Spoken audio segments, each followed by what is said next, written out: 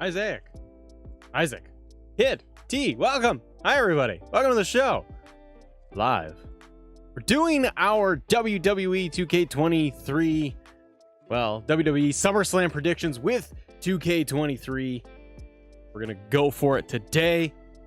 We're going to do this alongside with you. So one of the big things that we like to do here is that when we do our SummerSlam predictions, when we do any of our predictions for the show, for the WWE, we will go through match by match. We will put a poll up, obviously, for all of you, so you can vote on who you think is going to win, should win, all of that.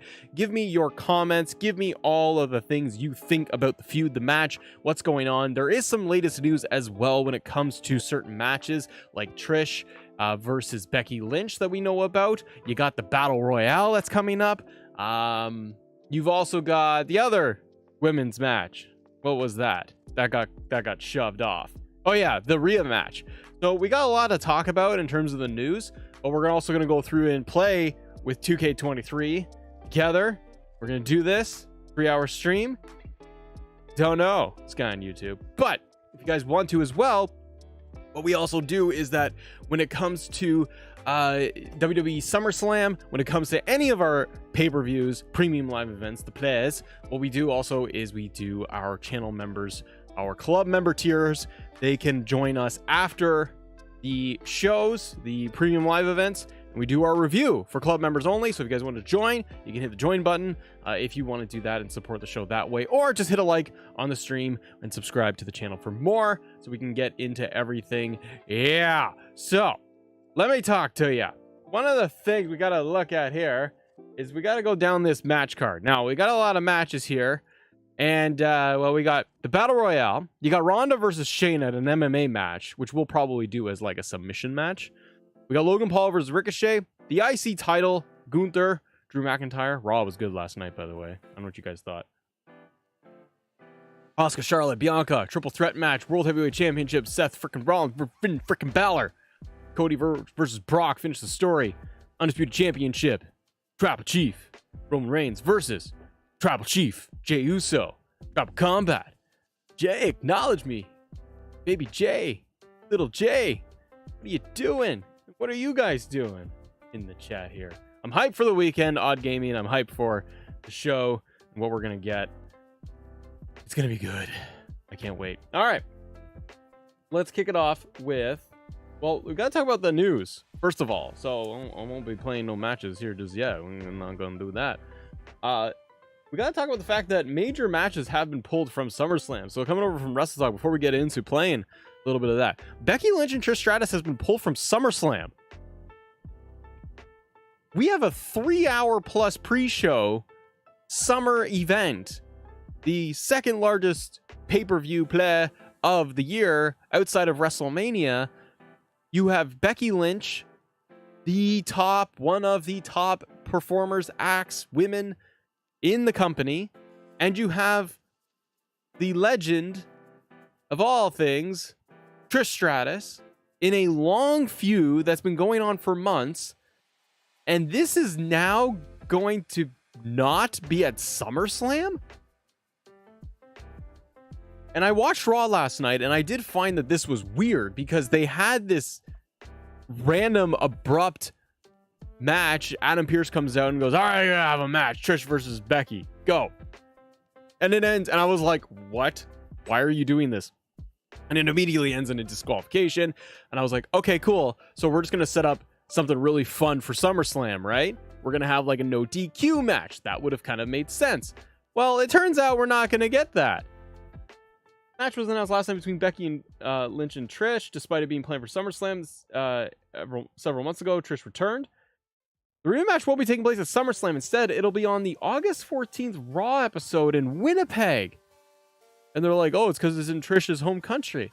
And she's not from Winnipeg, though. She's from Toronto. And they're in Toronto for it's SmackDown, but like, guys, I don't know. Let me know in the chat. I think it's a weird decision. They have built this thing for months now. And they're going to do this on a Raw? I don't know. If I'm Becky and I'm Trish, I'm kind of mad. Like, you've been building up this feud for so long. There's a good story in there of Trish with the face mask thing. Like, I understand you want to maybe build some matches for like a Raw, like stuff that's kind of built for TV, like a Karrion Kross AJ Styles. That is not worth putting on SummerSlam. That is a SmackDown match. Like we already had it, but like before SummerSlam, Austin Theory versus anybody against Austin Theory is a pre-show, is a SmackDown before go home show, right? But Becky versus Trish is not making the card. Like, you can argue that, like, you have Gunther and Drew McIntyre. Huge match. Looking forward to it. Love both the guys. Love Gunther. But Trish versus Becky has had more build than that for months. Couldn't I argue that Gunther Drew should be relegated to Raw in 2 weeks? Why is the Intercontinental Championship match happening at SummerSlam? The build hasn't been as big as Trish and Becky. And I'm just saying, like, I want all the matches on the card, don't get me wrong. Also, it's a 3-hour show. Like, 3+ hours. And it's a premium live event. Like, they can just take the amount of TV time they want for play time. Like, it's fake time. Just make the show 3.5 hours. Give them 20 minutes. You can't tell me you can't find 5 minutes to 8 minutes out of the Bloodline tribal fight, whatever, the main event. You can't find 5 to 8 minutes out of that. Roman's entrance is 10 minutes. You can't find 5 minutes from that. You can't find 5 minutes from Finn and Seth. You can't find 5 minutes from the other women's match, the Bianca match.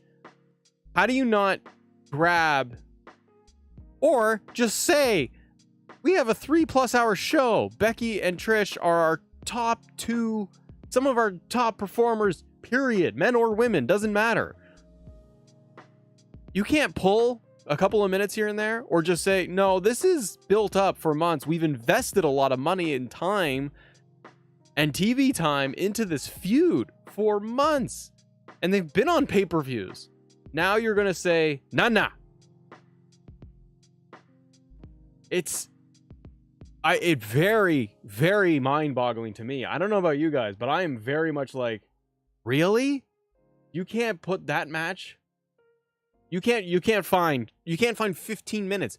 You can't even say that, like, if the story was going to prolong and go on to be like, okay, we want to do Trish and Becky full circle back to Saudi Arabia, because that's where the first match was, right? And then they've got like Payback, and they've got another Saudi show. But if you want to button this whole thing up in like 4 months time, and you want to come back all the way back around to the Saudi show, do the SummerSlam match and end that in a DQ.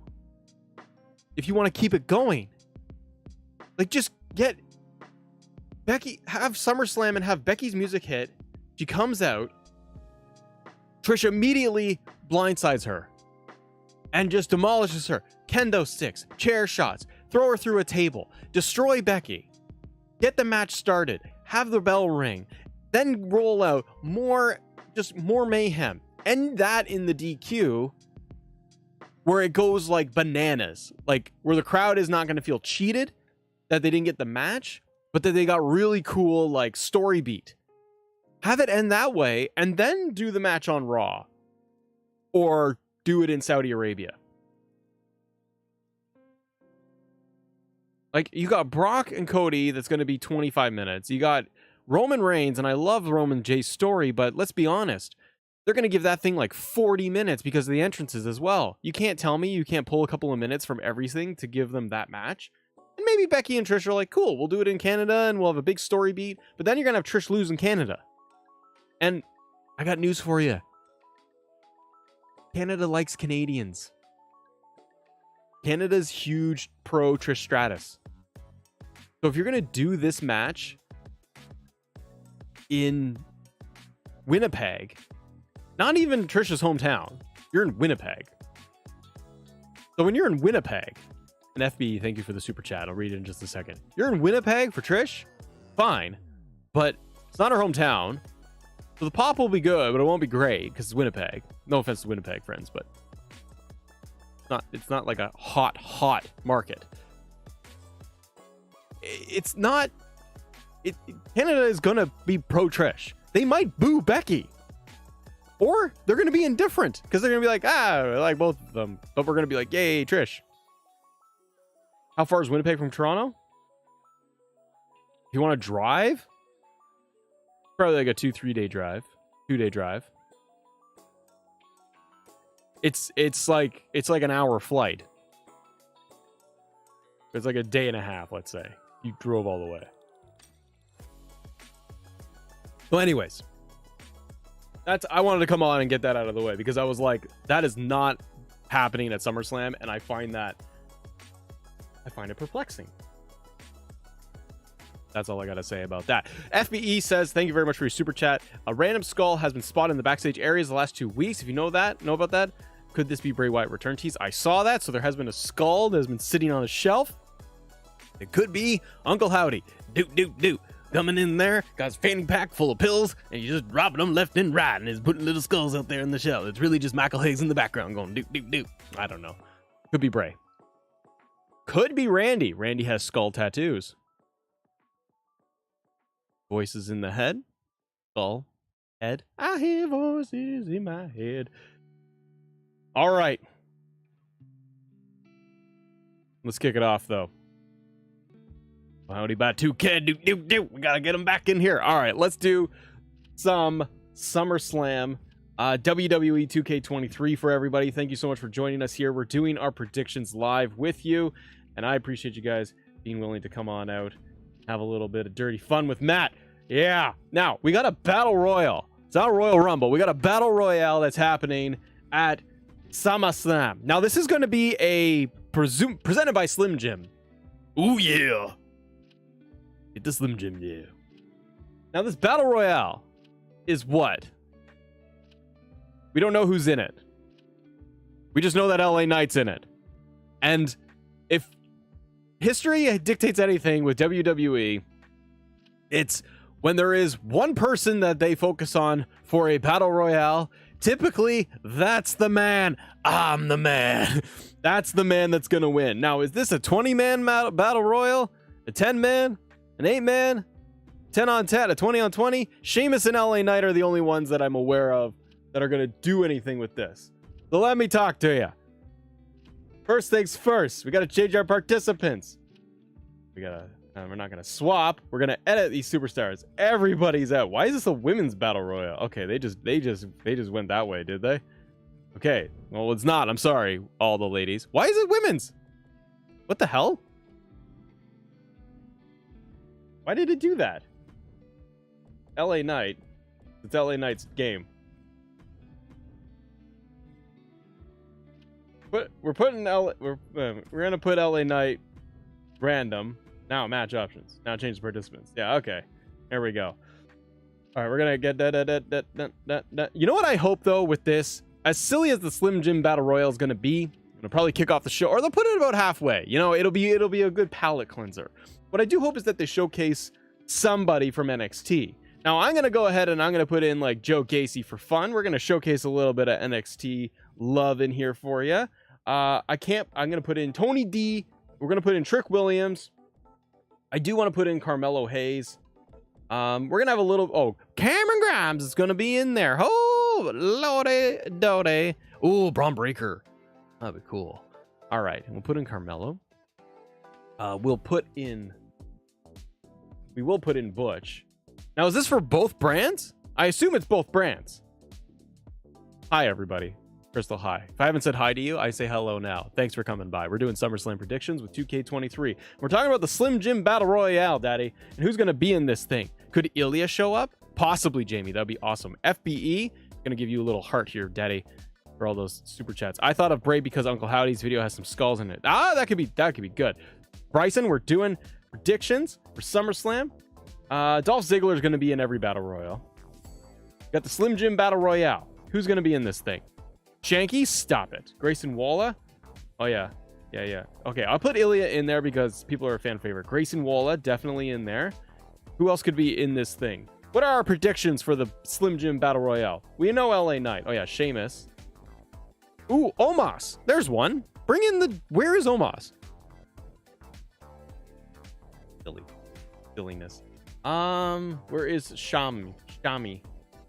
Wow. Where is he? Going. Edge? I don't know. Chad Gable did great on Raw last night. Yes, I got him in the Battle Royale.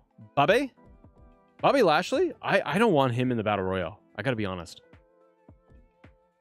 It's just a regular match, Sean Nathan. Yeah, it's just a regular thing they're doing. It's just for bragging rights. Who gets it's like a friggin' climb.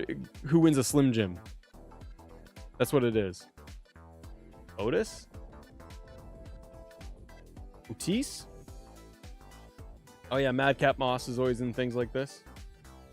There you go. Riddle, because he's perpetually in there. Mustafa Ali. I got Ilya in there. Throw in Top Dollar because he does those things. Oh yeah, Ciampa because he's not doing anything. Who else could be in this? Oh yeah, Karrion Kross. Good call. Karrion Kross. Okay. That's what we got right now. SummerSlam. Finishers are fast. Entrance is off. Late night, daddy. Let's do this. Okay. Let's see how this thing turns out. Bad Bunny.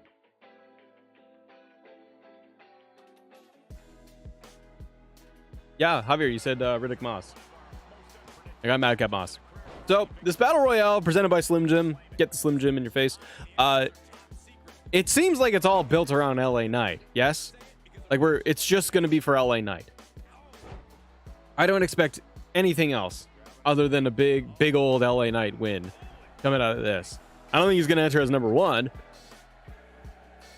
But I do think that they could spice it up with some fun entrance. And this thing could be probably 10 to 15 minutes. They can't have Battle Royale go too long. So it's about 10-15 minutes is my guess for this Battle Royale. You get LA Knight coming out like halfway. Like if it's a 10, it's probably a... Is it just going to be... Oh no, but everyone's going to start off in the ring, aren't they? So it's going to be like 10 to 20 men. And then instantly people are just getting dumped over the top. So LA Knight will get ring music. He will get the entrance, and everybody else will already be in the ring. LA Knight, Sheamus, maybe one other person will get an entrance, and everybody else will just be already in the ring. That's my prediction for that one. Holly Roundsaval. I apologize, Holly. Holly, thank you. I appreciate you coming by. LA Knight wins the Battle Royale. You should get a championship title. Well, that's just the thing, Johnny, is that it should just be for something. Like, there should be a Slim Jim Battle Royale, but for #1 contendership for the U.S. title. Or a mid-card title of their choosing. Because if it's cross brands. So, the IC title or the U.S. title. Like, let's go. Like, let's get this. Javier, you could just retype the message. I apologize. It's a live chat. I can't see everything. I'm trying, Daddy. Trying my best, man. Nate, hi. Cohen, remember Endzone Cass? I do. Cass is Big Bill. He's doing great. You gotta figure, like, final four for this thing, for this Battle Royal is gonna be Sheamus, LA Knight. If Chad Gable's in there, I throw him in there. He did great against Gunther. Bobby Lashley. If Lashley's in there, Mr. McIntyre, if Lashley's in, he gets an entrance. I'd like to see them do more NXT guys for this Battle Royale. It would be fun if you got like a Carmelo Hayes. But the problem is you got to protect them. So you could have a lower person like a Tony D, a Joe Gacy. You could put some lesser names in there. Then they can get eliminated. I don't think you want the NXT champion in there. So I threw Braun Breaker in this. And I'm like, he's not going to show up. He would need a proper return. Proper debut, re-debut, because he did Raw once. Matt, WWE confirmed Uncle Howdy is either Goldberg or Tamina. Shocking. Dijak, Jamie, all day. Just bring in Dijak. Is Gunther not on the match card? He is. Gunther's having the IC title match against Drew McIntyre. Cameron Grimes, I can definitely see in there too. But I do think that this is simply just a match that they can get LA Knight, get a huge pop, and they're going to do that. Ladies and gentlemen, if you're joining us live here, we're doing our WWE Summerslam Predictions with 2K23. Help me out. Hit that like button. We got over 100 plus of you.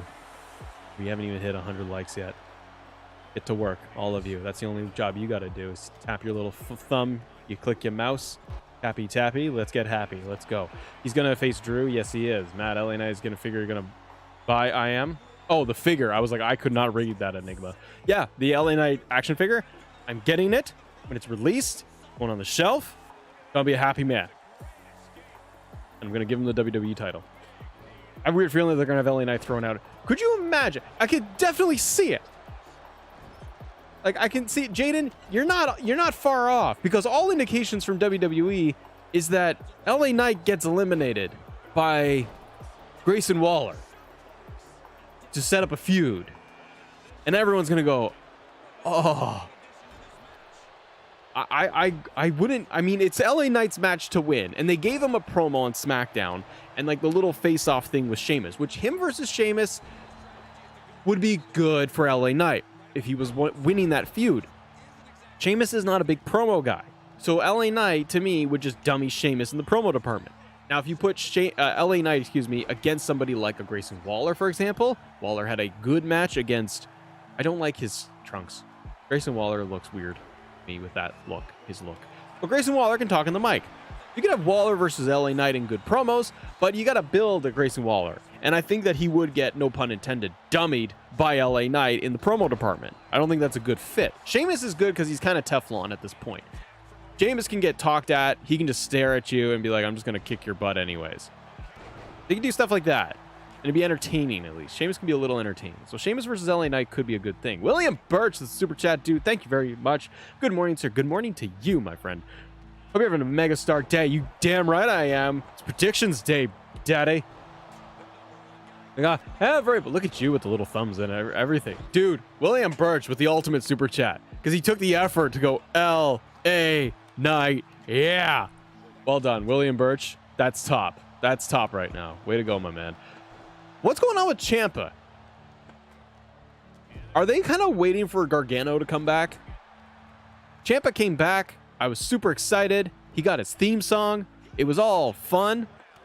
What's he doing? Am I missing something? Is Ciampa in a feud that I'm not aware of? Or is he still diddling himself with The Miz? That's right, I said it. You think Damian Cash is in? We'll get there, Sean Nathan. Don't you worry. LA Knight needs to finish the story. Yeah, if there's anybody that needs to finish the story, it's LA Knight. Got that right. Oh, Nate, we'll talk about main event Rock possibilities like this. Right now, got to stick with this Battle Royale. Who are the standouts in the Battle Royale? We got LA Knight. We already know about the Megastar. The potential in there, too, is like someone like an Ilya. Ilya came in there. That's somebody I'd like to see in the Battle Royale. It's a Slim Jim Battle Royale. It's not going to be much, but a nice spot with Ilya in there will go a long way. I think fans would be into it. Also, I want Ilya on the main roster to go up against Gunther. Ilya versus Gunther at WrestleMania for the IC title? Ooh, could you imagine?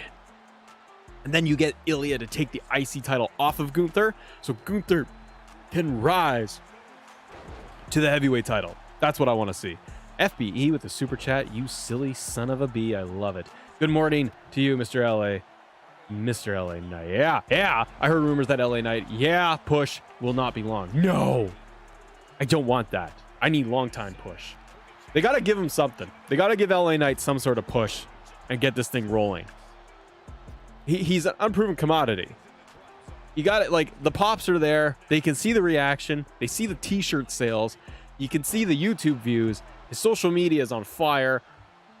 They know that they got to push the guy, even if they might be reluctant in some weird reason. But give the guy his push, because then you're like, what's the harm? We get more money out of this?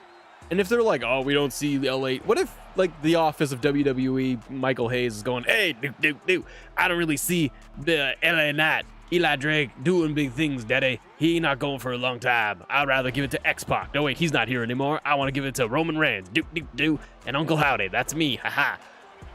They could not be giving it to LA Knight because they might think, well, he's old and we don't want to invest in him for long term. Dude, Ride the wave. You got somebody who gives a F how old he is or what's going on. You put over guys like Hulk Hogan and Ultimate Warrior forever. You've done worse things. Ultimate Warrior held you up for money. Like $500,000 before the match.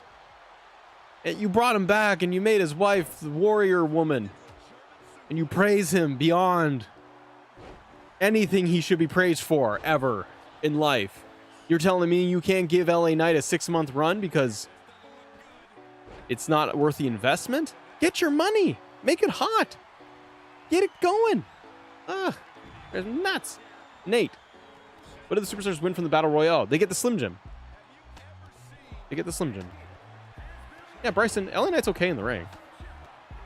Jamie, a lot of guys over 40 or older. A lot of the guys are almost 40 or older. Giving them a run. Triple H and Undertaker and Shawn, they all went beyond 40. John Cena's still in there doing things. This guy's in impeccable shape. Just let him do it. Drives me nuts. Javi, thank you for your super chat. New India in PLE announced for September. Really? Well, that's pretty cool. Kid Rock might be opening SummerSlam. That's an issue. Do we know if this is the pre-show or the actual show? Double A, we don't know. I've looked at WWE.com. We just know we're getting a Slim Jim Battle Royal. My guess is that they will put this in between some matches. It'll be a come down, even though the crowd will pop for LA Knight. Will 2K put the undisputed title in 2K23? Yeah, Alan, they must. Oh, it's not a premium live event. It's a small show. It's a live show. Do you think The Rock will return to SummerSlam to confront Grayson Waller? What's the point of that? I've heard that, Anthony. It's not no shade to you. I've heard that. Why? The megastar's in there with Sheamus, ladies and gentlemen. It's happening. It's happening in real life in the game. I've heard that. The Rock, Grayson Waller. Why? I know he called him out. Grayson Waller did. He did a little Rock thing. He did the people's elbow. Like, really? Now that's in line with like John Cena came out for Money in the Bank randomly and shocked everybody. But if you're gonna have The Rock coming out, and if he comes out only to, because it's a writer's strike, so he's not promoting anything. So if The Rock comes out just to confront Grayson Waller and give him a rock bottom and a people's elbow and walk out, and there is no possibility of The Rock going against Roman Reigns, then fine. But if it's still up in the air, see, the problem is if you have The Rock come out and you get the moment, Grayson Waller's just out there talking trash. He's like, I'm Grayson Waller and I am the Grayson Waller effect and I rock bottom people and people's elbow my bum. Does his thing, and then you hear, if you smell, the crowd goes insane. Comes in, rock bottom people's elbow, calls him a dummy, and they move on. Instantly, the crowd is going to be assuming for the next 6 months that The Rock is going to be at WrestleMania to fight Roman Reigns. That's going to be the assumption. LA Knight got eliminated. Pretty mad. I was playing as LA Knight. That's a shame. It lasted pretty long for not doing anything.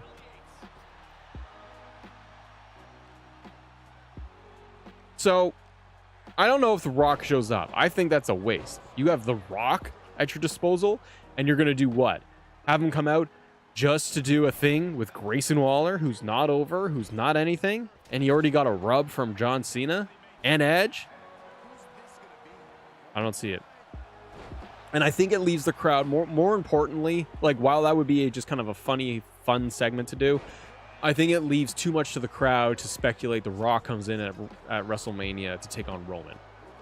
And I don't think you want that unless they're planning that. And if they're planning that, then you have The Rock come out to face Roman after the J match.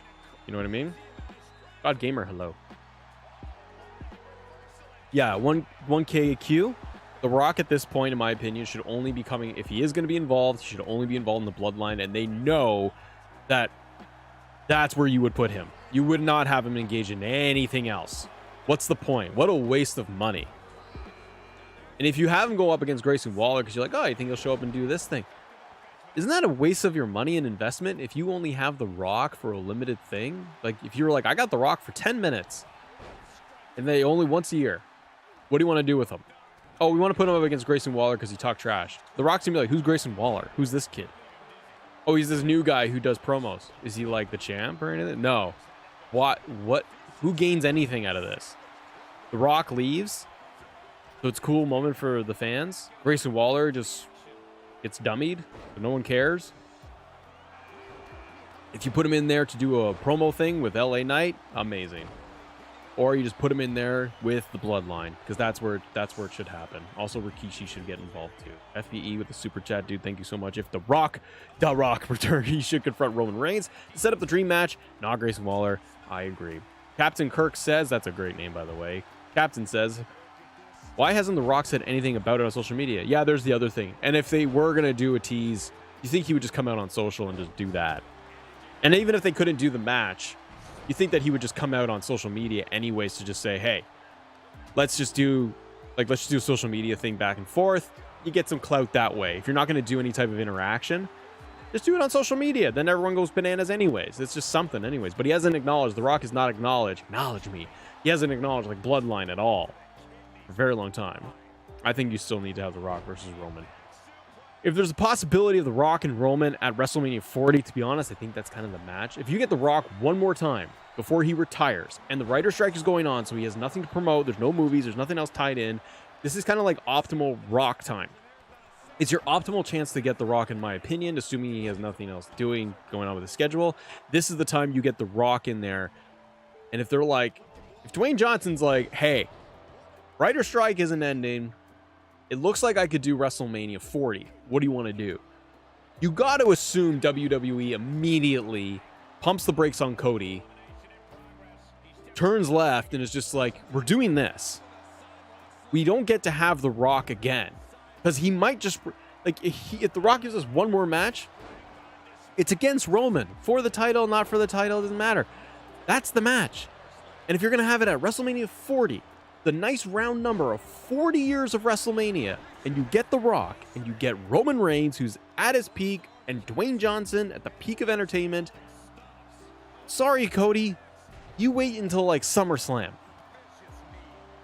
Scott Bot, thank you very much for your super chat. Did you see Cody Doc? It's awesome. Dude, no, I have not. I'm going to watch that, I think, tonight. I don't have Peacock, and it's not on streaming stuff in Canada. So I'm kind of like, grr. So I got to find ways to watch that. Omos is in the ring. You think the strike will go that long? Or that will suck? I don't know, Jamie. Like, I really don't know. But I'm just saying that if the strike is going on long enough, like, if the writer strike lasts 2 months, 3 more months, like, if it goes into the fall, that just pushes everyone's schedules out, right? It's business. It's not like they just pick up and they're just like, okay, we can stick to all of our original timelines. Every week, every month that the writer strike goes on, it pushes out all plans that much further. So stuff gets delayed that much longer. And then they have to try to commit to new dates. So if it's like films, for example, they're going to have to say, hey, Von Wagner, there's a guy in the Rumble. But they're going to have to be like, well, we got to push out this movie or these movies to like 6 months. Possibly, because we don't know when the writer strike's going to end. FBE, after Roman Reigns, dude, thank you so much for your super chats. All of you. After Roman Reigns retains, Solo Sikoa will spike him and he will do it for The Rock, just like his father Rikishi did for The Rock in the past. That's a brilliant idea. Amadia AJ, yeah, good to see you. Download a VPN for the reason. You know what, dude? One KQ, it's not a bad idea. I've done the VPN thing before, but I found that VPNs really just slow down my internet, like it throttles it. I've used VPN services, and I'm like, I'm going to use a VPN. I'm going to get the things that I want. I'm going to be happy. But number one, I have Apple TV in my house. And using a VPN with Apple TV doesn't really work. You gotta AirPlay things, and your phone is hooked up to the VPN. And then my internet gets all screwed up. Actually, not a good day. Is Top Dollar going to win the Slim Jim Battle Royal? I think Omos could come back. Omos coming in would get a decent pop. If it's not LA Knight, they're going to give it to Omos. Sheamus doesn't need it. Mr. Sean Nathan, I'm good, man. I know of places I can go to get things working. I got the Bloodline entrance to work again. Alan Brown, you did? Good for you, man. I'm too scared to delete things. There we go. Oh, John Mack. Well, hello, John Mack. How are you? Good to see you. Fantastic human being. We're doing our WWE predictions for SummerSlam, and apparently according to 2K, it's going to come down to Top Dollar and Omos. And Omos wins the Slim Jim Battle Royale. Step into it, Slim Jim. Whatever it is. That's not a bad idea. Omos winning the Battle Royale. The Slim Jim Battle Royale. It's not LA Knight. Omos is good. He's a free agent. Or you could go with the better option of Von Wagner. And then everyone will be happy. Hey, Dijak, take off your glasses. We're inside. I love Von Wagner. He's so ridiculous. And terrible. Isn't there Joaquin Phoenix? What's his name? He's the other Simone guy from NXT. Joaquin Wild? Not Wild. He's on the show. What's the guy who's like tatted up? And he was like on Raw in a Battle Royale also once. And that was it. He's not on TV. And who's the other guy? The black guy, the big heavy guy. He got drafted to Raw. And he has never appeared. He was on NXT. Joaquin Phoenix? Yeah, it's not Joaquin Phoenix. Zion Quinn. This is Joaquin Phoenix. Yeah, it's Joaquin Phoenix. Odyssey Jones, thank you. Yeah. Yeah, where's he at? He should be in the Slim Jim Joaquin Wild Phoenix Battle Royale. Step inside my Slim Jim. Oh. All right, next match. The next Mark Henry? Really? Odd Gaming? I think not. All right, next up is going to be... By the way, there's also the word that Raquel Rodriguez and Rhea Ripley is not happening at SummerSlam either. 2 women's matches. We talked about this previously. If you just joined us, we're doing SummerSlam predictions here live on the channel, youtube.com/assemble show. Subscribe, like, share, tell daddy, tell mommy, Rhea Ripley's mommy. And speaking of mommy, they canceled the Rhea Ripley Raquel match. I guess because of legit injury to Raquel's leg. So now Rhea Ripley's not on SummerSlam. How? And also Wrestling Rick, subscribe. Yeah. So how do you not have Rhea Ripley, your world's champion, like CM Punk, doing that? Should you put a big X over the W? Did they confirm it in the India show? Yeah, I saw that. I heard. Everyone's talking about it in the chat. That's amazing. D'Angelo, hello. Yeah. So we're not going to get Raquel, which I was looking forward to. Raquel's beatdown thing they did on Raw, it's good. It was very good. It was very strong. I like Raquel as dominating face tweener thing. Like, she needs to not smile. She also needs a different Tron in music. She needs to be more menacing. She needs to be scary. I've always said this. Raquel Rodriguez needs to be a new Mark Henry. Just somebody gonna get their ass whipped. You need Raquel to come out and people go, oh no. That's what you should have. She's tall, she's larger, she does the back thing. Stop doing the back thing. Back flex. Change your Tron. It looks like you're selling real estate to somebody from Mexico. Like, it doesn't work for me, brother. Anyways. We're going to do Ronda.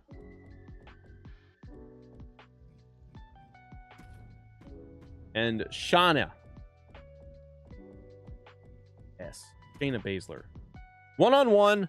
This is an MMA match that they're going to have. So we're going to do it as a submission match because that's all we can do here, ladies and gentlemen. Hey, Dijak, take your glasses off. We're inside. So this match is going to happen. Now, is this going to be, question for all of you as you hang out here. Yeah, Casper, you heard me. It's going to be the submission match. Is this going to be Ronda Rousey's final match? Is this her farewell match? It really feels like it now since they are doing an MMA style inspired match. You got these two going at it. It's supposed to be in their wheelhouse. I kind of worry it's going to be clunky because while they can do MMA, they have to do fake MMA. Like, they're going to spar with, they're going to go after each other. Alan Dela Cruz subscribed. Yeah. They're going to go and give each other some shots because they can spar with each other and they do in real life. And they're going to do a bunch of holds and things. I worry a little bit that they're not going to be able to pull this off to make it look believable. That they're going to put a lot of, there's going to be a lot of rolls. There's going to be a lot of like, just like flippers being thrown down. a lot of like submission holds being put in, and the crowd is going to go, this needs to be in a cage or a lion's den. I agree. If they did this in a lion's den match, we'd be happier because we could at least be like, there's spectacle behind it. But if this is just straight up in the ring, normal, with essentially submission match rules, they're not going to do a knockout. I got to think, and I don't even need a fight pit. See, the fight pit is still a wrestling match because it still goes like they can climb up to it and things and use it. This is supposed to be MMA. Hey, 1KQ. Hey. I think that there's a possibility too, like, we're supposed to do MMA style. They'll probably incorporate some regular wrestling in there. But to me, this is Shayna's match to win. Now, the feud for this has been clunky. I'm glad if this is Ronda Rousey's final farewell, I'm happy.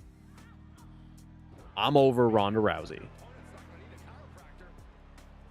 I've seen everything Ronda Rousey can do. I thought her initial run, coming in, did the tag team match, took on Triple H, Kurt Angle thing, it was cute, got the title, okay. She did the triple threat at Mania, okay. Her and Becky should have been one-on-one. After that, I didn't care. And it's a lot of... Ronda Rousey matches have just been a lot of her pulling her stuff out of her junk, her shorts, but she doesn't get appropriate pants. They don't fit her, so she's always pulling at them in the wrong place. It's very distracting. She never takes bumps, real bumps, big bumps. She can't cut promos. He holds the microphone like this. It's incredibly annoying to watch. She's not believable on the mic. She's clunky. Not that I can do any better. Kick my ass. But I'm over Ronda Rousey. Shayna should win this. What do you think? To me, Shayna's staying. And this feud has been a little clunky to me because they're both fighting each other like they're heels. Like, it hasn't been clear that, like, Shayna is face or Ronda is face. I have not been very clear in the world of wrestling of, like, who am I supposed to cheer and boo for? I assume I'm supposed to cheer for Shayna because she's kind of been more fiery and, like, trying to, like, tell the truth about Ronda. Like, ooh, they're getting a little meta with it. They're shooting on each other. So I assume Shayna is the one I cheer for. I just think if Ronda is out, you do the favors. You go out, you get tapped out, you shake hands with Shayna, they're going to hug at the end, and Ronda Rousey leaves us forever. Because if you have Shayna lose, what happens next week? Nothing happens. And you really need someone like Shayna on your roster. But you need Shayna Baszler NXT. You need her, like she even debuted against, like, Becky. And she dominated. You need Shayna Baszler back as that MMA, that killer from NXT. And I don't know why Trips hasn't really heated her up. Maybe this is the way to springboard it. Give her a win over Ronda Rousey, finally. And then she can walk around being like, I ended Ronda's career. I beat her at her own game. And if you could do that, then you've got something for Shayna to work with. But then she needs to get heated up and go after people like Becky after this. Or Raquel. Or who's your champions right now? The Raw champion. Oh, Rhea. It's too much of a... Well, if she's face, but if she's going to be a nasty heel, you can't go up against Rhea. Her versus Rhea would be good, but you have to get her like more of a badass. Rhea and Shayna could be good. Does it always have to be a heel and a face? No, K-Black, it doesn't have to always. It's just that this specific feud hasn't clearly defined their roles. And no, it doesn't always have to be, but having two tweeners, I guess, or two people that seem like they're heels, like face versus face matches can work, but that's not what this is. Heel versus heel can work if you have someone who's being like very arrogant, but they're almost a tweener, like the crowd can get behind. The crowd ultimately picks somebody.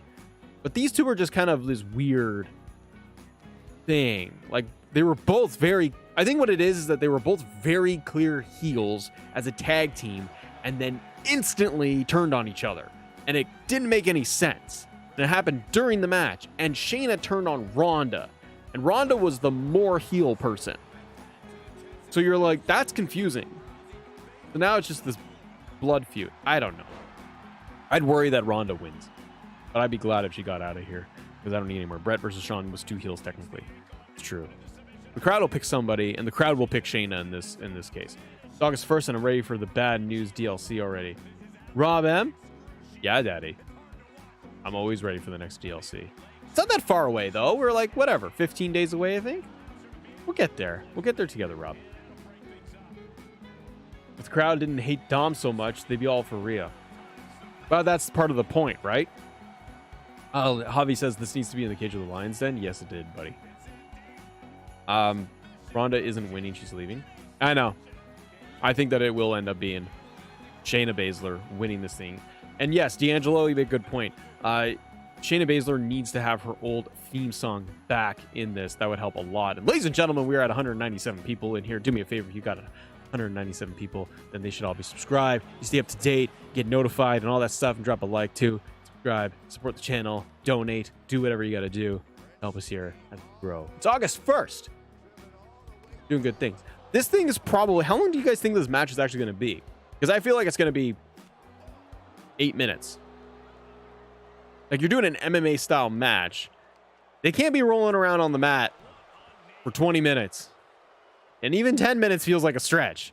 But if you're going to be rolling around doing holds, and it's going to start off with like a lot of grappling and takedowns like that, I think you're going to quickly lose the crowd just because the style of the match. Like, I really do feel like you got to be careful with this thing not to lose them, because also Ronda Rousey is not a good professional wrestler. Shayna can wrestle, but Ronda is not a good professional wrestler. So her ability to do storytelling is kind of meh. And she needs to be in there with somebody that can lead her. And I don't know if they can pull it off. And they're going to give them this kind of match, probably because it's going to protect both of them. It's kind of like, oh, it's in their wheelhouse. And if they're like, well, we just roll around a bunch and try to put each other into holds and do that, what Shayna's doing right now, and just starts rolling around her junk on top of her. It could work. Probably a bathroom break match. It could be. But I think people would be interested to just see the finish of this thing. And if they kept it short and sweet, 6 to 8 minutes. Because the other thing, too, is that if you are going to have this as an MMA-style match, yes, an MMA match, a UFC match, can go multiple rounds and can go very long. But I think what people would kind of expect and have it in their brain is that, oh, this is an MMA thing. It should go quick. There should be a tap out. There should be a knockout. And this thing should go really, really fast. Do you think any of them... Ronda Rousey wins, according to this. Do you think... 1KQ says, do you think any of them will show blood? Not on the women's side. But according to this, Ronda Rousey's going to win. I don't agree. I really do think it's going to be Shayna Baszler. And I do wish Shayna would get her old theme back. That match in 2K was actually pretty good for AI. Now, oh boy. The next one we're going to look at, as we get started here in just a second. But let me take your questions. Let me talk to you for a second. The next one is going to be Logan Paul versus Ricochet. Did have promo on Raw. And they got Samantha Irvine involved. They brought her in the mix. And I thought that it was a delicious line by Logan Paul. And I do not like Logan Paul. But I thought that was hilarious. He's like, I'm gonna make your girlfriend say my name. I'm like, damn, or your fiance. Like, your fiance is gonna say my name. I'm like, oh man, nasty Logan Paul. That news comes out. John Mack, the DLC comes out on your birthday. Oh my god. FBE says these names I hope return at SummerSlam. Randy Orton, Bray Wyatt, Uncle Howdy, but I feel the only return we'll do is Shane McMahon, most likely. But both his quads will blow, so we have that in case that happens, and we'll be okay. He may not even make it to the ring. Should the Logan Paul Ricochet match be a stipulation? Because they're like, this is going to be the viral match. The high-flying WWE.com says the high-flying Ricochet will take on the Maverick Logan Paul in a matchup of moment makers live at SummerSlam. It's gonna be like a Tope Suicida match. Logan Paul's trash, but he's good in the ring. Yeah. Pretty much how it is.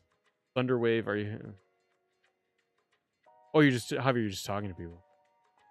A lot of high flying, then we're going to... What kind of match should it be at the SummerSlam? It's Logan Paul.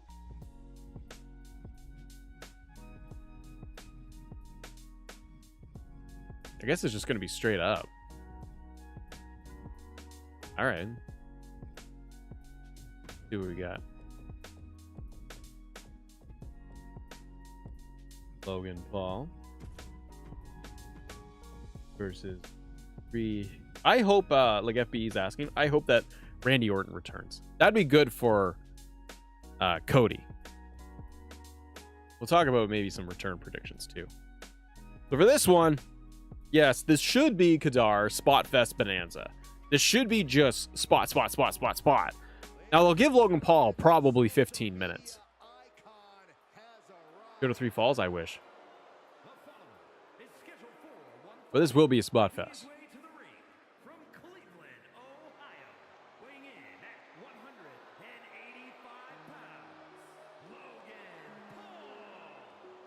I gotta believe. Oh, this is tricky because Logan Paul made the comment about Samantha and being like, "You're gonna say my name. Your girl's gonna say my name." And I'm like, "Ooh, now he can't win. Like now you don't want him to win." But excuse me, Logan Paul has lost a lot, right? He's beaten The Miz, and he's lost the rest. Is that correct? He doesn't have a great record for the short times he's come in here. So I kind of feel like Logan Paul's got to win.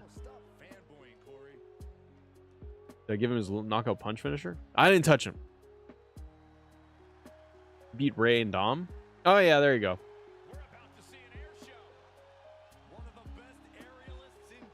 Yeah, okay. So he's beaten Ray, Dom, and he's beaten The Miz.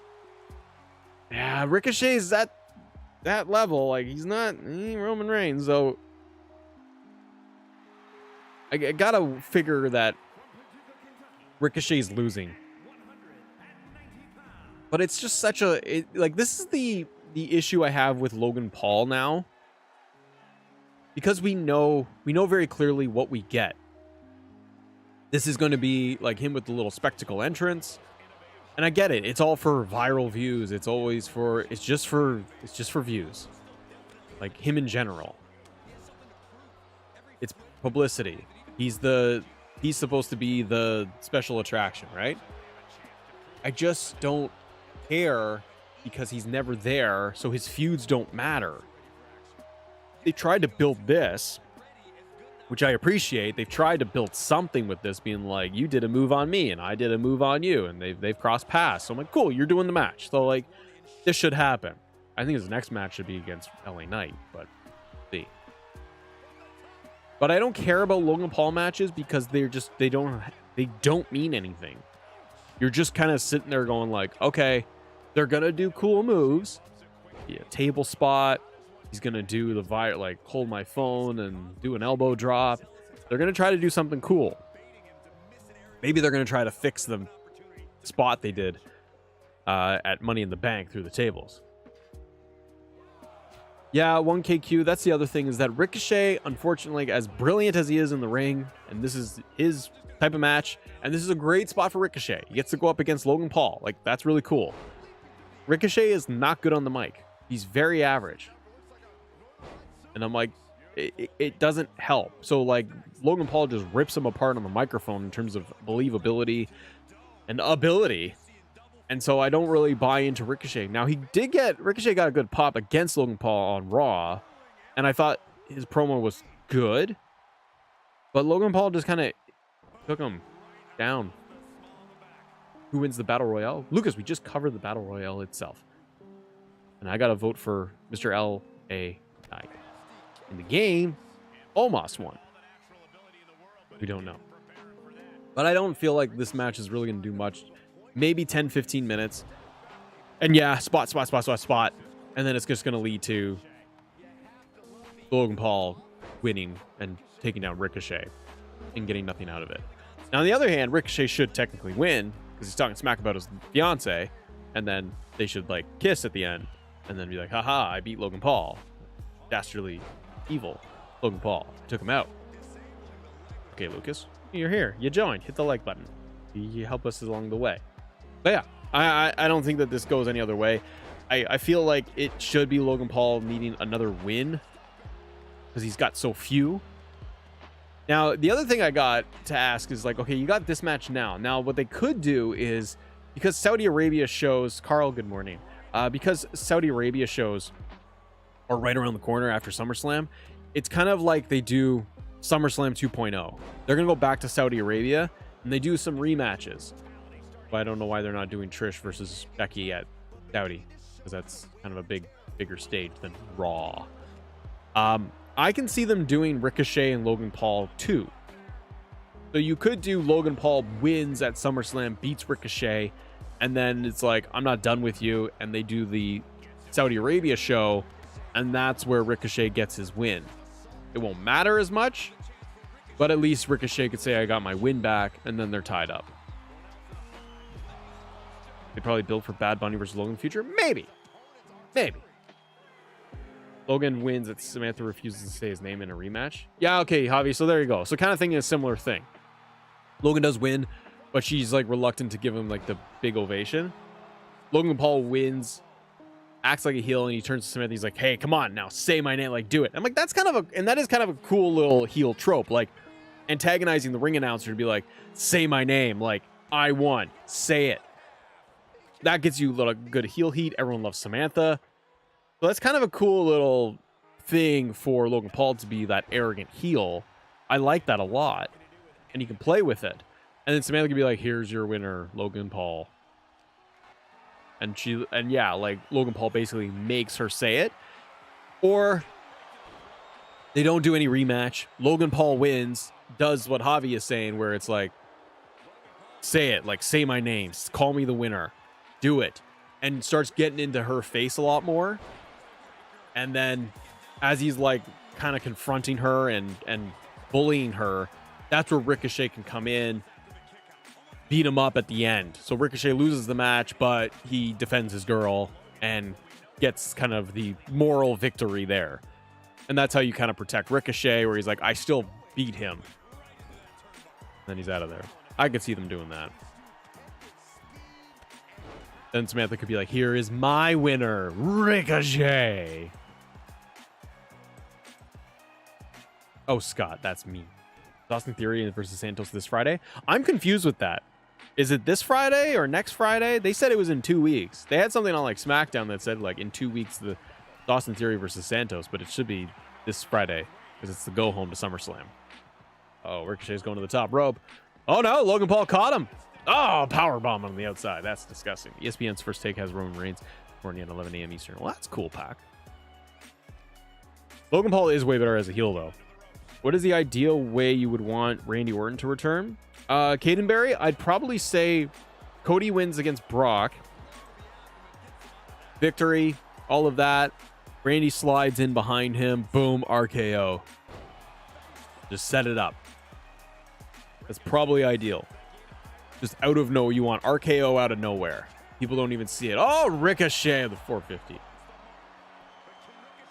Where's Alba and Isla? That's a very good question. Ricochet wins. Oh my goodness. Yeah, I don't know where they are. They dropped those tag titles, and then Ronda and Shayna, they unified the titles. Now, Ronda and Shayna are no longer a thing, so those belts are meaningless. But the NXT tag division, women's tag division, wasn't doing anything. All right, so we got Ricochet beating Logan Paul. Possible. But I really feel like it's Logan Paul to win. Randy can't lose neither Cody. Well, you wrestling Rick. The thing is that if you do get Randy versus Cody, that's another 3-month feud. You did Brock since WrestleMania to SummerSlam. That's like what? April, May, June, July, August. You got it for 3 months, 4 months of Cody Brock. You can do 3 months of Randy and Cody easily. Cody doesn't wrestle much anymore. Like, he doesn't wrestle on TV almost ever. Randy doesn't need to wrestle because they would want to protect him too. So you're just getting promos and story. Do a match at whatever, Saudi Arabia. Do another match at Survivor Series. And then do another match at the Royal Rumble. And you have so you have Cody. If you do the match at like the Rumble, the final one between him and Randy, you either do that match like a kickoff at the Rumble, and then they're both in the Royal Rumble, and Cody comes out at number 1, and then he eliminates Randy or something like that, and then Cody goes the distance and wins, and then takes on Roman. Is Ray legitimately hurt? I believe so. Yeah, he looked like he got concussed. That's the report. All right. You could also do Riddle in there too, as a TV program, and you could have Cody versus Randy as the big story, and in the meantime, since Cody won't wrestle every week, you could have Randy do smaller thing with Riddle as well, and try to end that story. The problem is that Riddle can't come out on top if you're bringing back Randy Orton to take on Cody Rhodes. So that's a problem. All right, next Mitch. Take a look here. If you did the Battle Royale, you got to believe that LA Knight's winning that thing. You got the Shayna match, the MMA rules match. I think Shayna's going to win that thing. We just did Logan Paul versus Ricochet. I think Logan Paul's going to win that. All right, let's move on to the Intercontinental Championship match. Champion Gunther versus the returning Drew McIntyre, who we really haven't seen much. Right?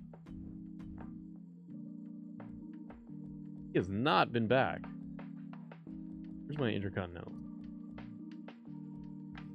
I don't even know if I have Gunther set up as my IC champion. I do not. So yeah, Gunther versus Drew. We haven't seen a lot of Drew. Like, he hasn't wrestled. I don't know what's going on with this thing. Why is it at Mixed Match Challenge? These women deserve better. Candice, Indy, Alba, Isla, Tegan, and Mia. Yes. I feel like they are just kind of filling out the division, but they do deserve a little bit better. Where is Edge, Lucas? Where is Edge? All right, this is apparently a Mixed Match Challenge. Apologize. Carlito returning as well. You do Carlito and like LWO. Maybe the LWO. Like, I think you got to do something where like kick Ray out of the LWO. You get Santos running the LWO. Maybe bring in Carlito to run LWO. Have him go up again in Santos against Ray. I don't know what you do there, man. Carlito just come back. Put Carlito on SmackDown. See what happens. Put him up against Austin Theory without the US title involved. All right, this is for the Intercontinental title. You didn't make it a title match? I did. But in my world, the Intercontinental title wasn't on Gunther. I don't know why. But it is for the Intercontinental Championship. Gunther's amazing. And it's at Mixed Match Challenge. Don't know why. Did I watch Raw last night? Josh, yes, I did. Okay. Gunther versus Drew. I like it. Drew McIntyre has come back. He's bothering me. Bothering me that it's not... Gunther doesn't have the title, and it's bothering me that it's not at SummerSlam, it's at Mixed Match Challenge. They'll set this thing up. Drew has come back. There was all the talk about his contract and that he is not... like, they're trying to work out a deal. He had like 6 months left on it or something, according to the reports out there. But I wonder what their plan is for Drew. Is Drew going to be the guy to take the title off Gunther? I gotta believe, nah. Raw was boring? I didn't mind Raw last night. I watched it late. So maybe I was just kind of like, I'm out of it anyway. Care what I was watching. Alright, we'll try this again. I don't think Gunther is going to lose here. This is another one where I'm like, this is probably and should set up a longer feud with Gunther and Drew, but they haven't had a lot of interactions. Like, am I wrong? Gable versus Gunther, I really enjoyed that. Give me that for the Intercontinental title. Gunther Drew is going to be great, hard hitting, like the triple threat at WrestleMania. But I feel like the build has kind of lacked. I haven't really cared that much about this because, like, have they even had a confrontation in the ring besides at the pay-per-view? There's been no promo between Drew and Gunther, one-on-one in the ring, not a contract signing. Like, am I wrong, guys? Because I feel like they haven't interacted. They've cut promos on each other, but they haven't been in the ring together. Maybe that's what's kind of missing here. Gable took Gunther to the limit. Josh, I really liked Gable, and I'm glad. And I think the internet as well has been like, hey, Chad Gable's amazing. We want to see him give it a push. I wonder if they kind of listen, like, okay, let's do Chad Gable versus Gunther. It's good. It's a wrestling match. Like, it's good. They give him the 5-minute. I like the deal of putting the 5-minute limit on it. I found it a little clunky that they were like, okay, Chad technically won, and then Gunther is just like, no, make it a full-long match. And they're like, okay. And I'm like, so does Chad Gable actually get that win over Gunther? Like, Gunther's kind of undefeated.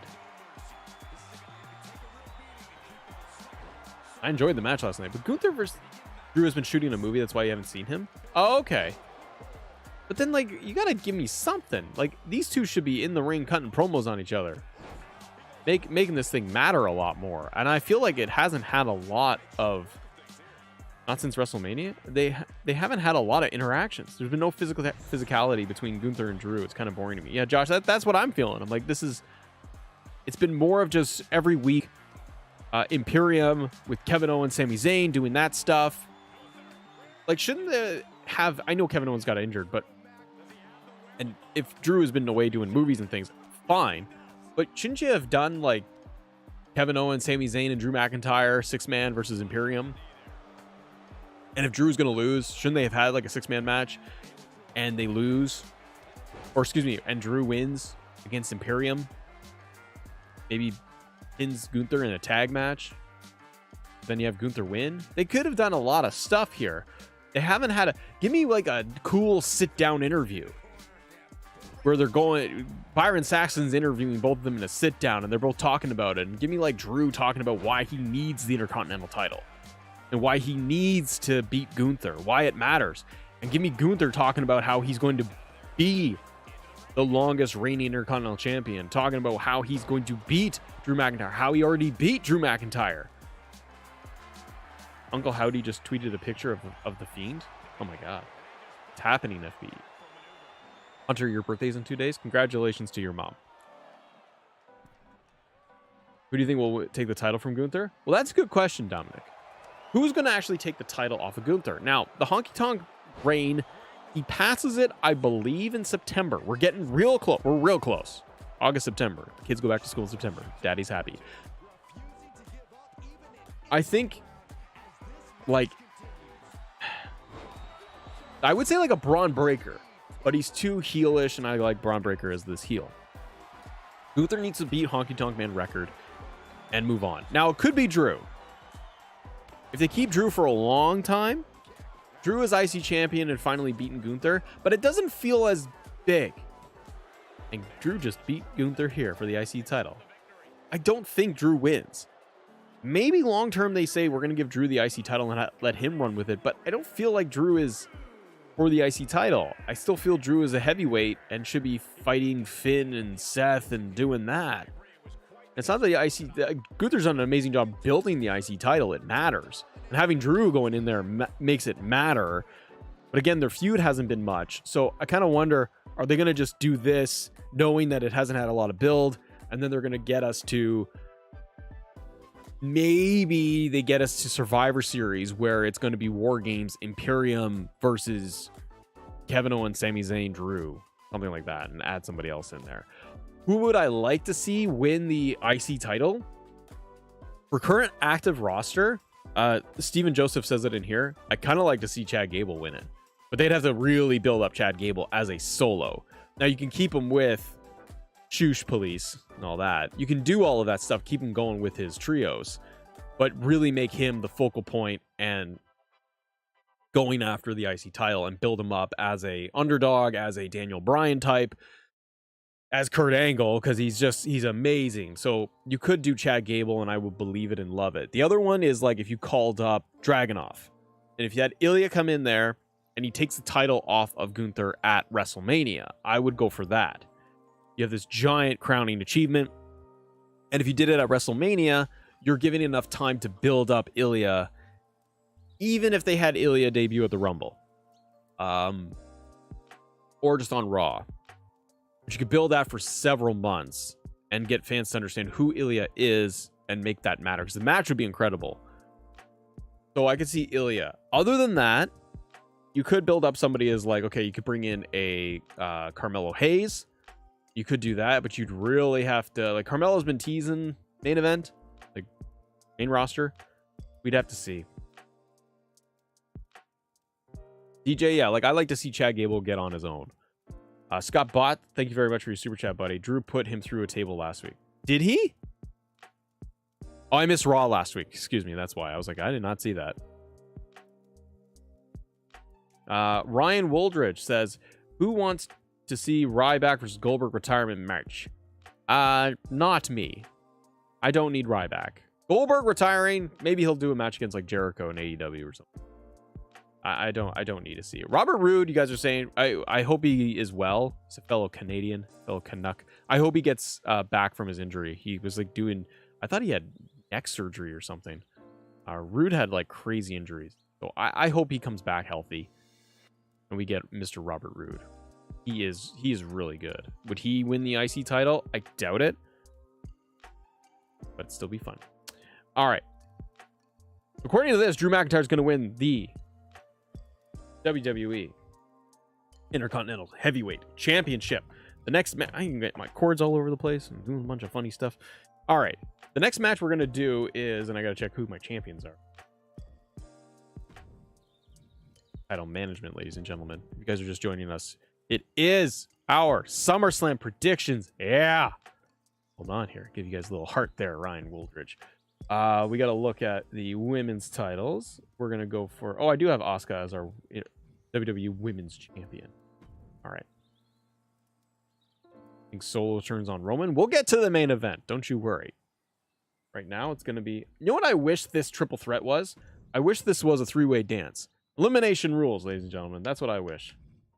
Not getting that. We're getting this straight up. Triple threat. I'm glad it's happening. There's a lot of moving parts in here, and we'll talk about it in just a second. All right. Got else. Got Asuka. Got Bianca. Got Charlotte. This is a title match. It's going to be tricky, this one. This title match. Solo turns over. And a hello. Carmelo Hayes versus Gunther would be good? Yes, it would be. It would be very good. OBO cashes in. There's a lot of moving parts here with this three-way for the title. Asuka versus Charlotte versus Bianca Belair for the whatever it is. Is it the Undisputed Women's Championship? We'd have to see. Ryan Woldridge coming out again. Rybacon, his podcast challenge Goldberg to a match. Did he? You challenged him? Well, Ryback said a lot of things over time. I don't know if that would ever happen. It did. Goldberg wins. All right, so we got Charlotte. You never book against Charlotte, do you? Very dangerous. Not a Charlotte fan these days. Charlotte's great. Her match against Io on SmackDown was very bleh. Very bleh. I'm very intrigued with Bianca and what they do. Because I kind of want to see her in the street business faction. That's what I call it. It's not Hurt Business. I want street business. Put her with Street Profits, Bobby Lashley, and she comes in as that bitter heel champion lady. I like to see that. Yeah, Josh, I think he also challenged Booker. I want to see a full out, like, kind of like just slow burning it. I want to see that Bianca heel turn. I want to see it happen, and maybe SummerSlam is when it is going to happen. What is happening right now? Oh, there she is. There's Asuka. All right, Asuka's got rocking that new title, that new look. WWE Women's Champion. I think the only one who wants to see Bray Wyatt versus Uncle Howdy or Bray Wyatt versus The Fiend. No, Bray Wyatt Fiend. I mean, I'm sure you do based on your name, but it might happen. Thing is, a certain Texas and Charlotte wins the women's championship. There's a very good chance that the women's undisputed championship goes over to Charlotte. Yeah, why should dethrone KO and Sami? Kari, that's a very good one. I like that. Triple threat rules, ladies and gentlemen. I wish this was an elimination style match. That'd be more fun. This one is interesting. The build has been pretty good, I'd say, considering like how many times Asuka and Bianca, Asuka and Charlotte, how often like these guys have all, these ladies have all been interacting, how many matches they've had over the years together. You'd think it'd kind of be like meh. Bianca is interesting because she's turning tweener, she's turning almost heel. Asuka's championship run, though, I do feel like it's kind of gonna end, and I don't know what they're gonna do. Why would Bianca turn heel? Well, Jaden, the reason why I say Bianca would turn heel, and she's been showing more frustration, which I like. They haven't like turned her heel fully in a day like Vince would. They've slow burned her frustration with Adam Pearce, and the fact her motivation is, I'm angry because Charlotte just walked in and got a match against Asuka, and I didn't get my rematch. I really like that. And Bianca's shown just being frustrated and angry about it, so she's motivated to get in there and finally get her title. She's getting her rematch that she earned, deserves to have, and Charlotte just walked in and was like, I'm Charlotte, I want match. We're like, okay. So I am kind of interested to see what they will do with this. Now, guys, what are your picks for this? It's a good triple threat match. I kind of feel like Asuka's transitional. Been champion for a few months. I don't really care that much. And I don't know if I really want to see it go on to Bianca because she just had this crazy long title reign. And I'm like, okay, you just chuck it back on Bianca. Now what? She's just face champion, twirling her hair again, and then everyone's just cool with it? Which then leaves you with Charlotte. And I think the crowd kind of groans if you put it on Charlotte and she ends up being, what, a 16-time champion or something like that? Or 21-time champion? Now, if you give it... So, in the match, you could do a cool thing. You could have Bianca win. Hold on. Charlotte would be 15-time champion. It's so much. But there was a stretch on Raw where she was like, her and Sasha were flipping the title every month. It felt like they were just trying to rack up Charlotte title reigns. And they were like, she's an 8-time champion. I'm like, she's been on the main roster for 6 months. Why is she so many champions? Anyways, I think that you could have an interesting story where you have Bianca win, but then you have Io cash in. And then that way, if you had Io cash in and because the match is over, it wouldn't be a triple threat anymore. Bianca wins, celebration, yay, Bianca wins the title, people are happy, boom, Io comes in, briefcase, smash, head, pin, moonsault, 1, 2, 3. Yeah, and then Io walks away with the title, and that's surprising and shocking, the fans will pop, and it'd be cool to see Io get the belt. And you could set her up against Bayley. You have that story right there. If you have Bianca be the one that gets screwed because of the Money in the Bank cash in after winning, you further the Bianca story of her being frustrated of getting screwed over. And that can further perpetuate Bianca to be a heel. She wins the title back. She got her rematch. She won. She feels redeemed. And then Io screws her over and takes the belt away from her. So again, it furthers Bianca's story of constantly getting screwed. And then that's where I feel like then you can take Bianca over here because she doesn't need the belt.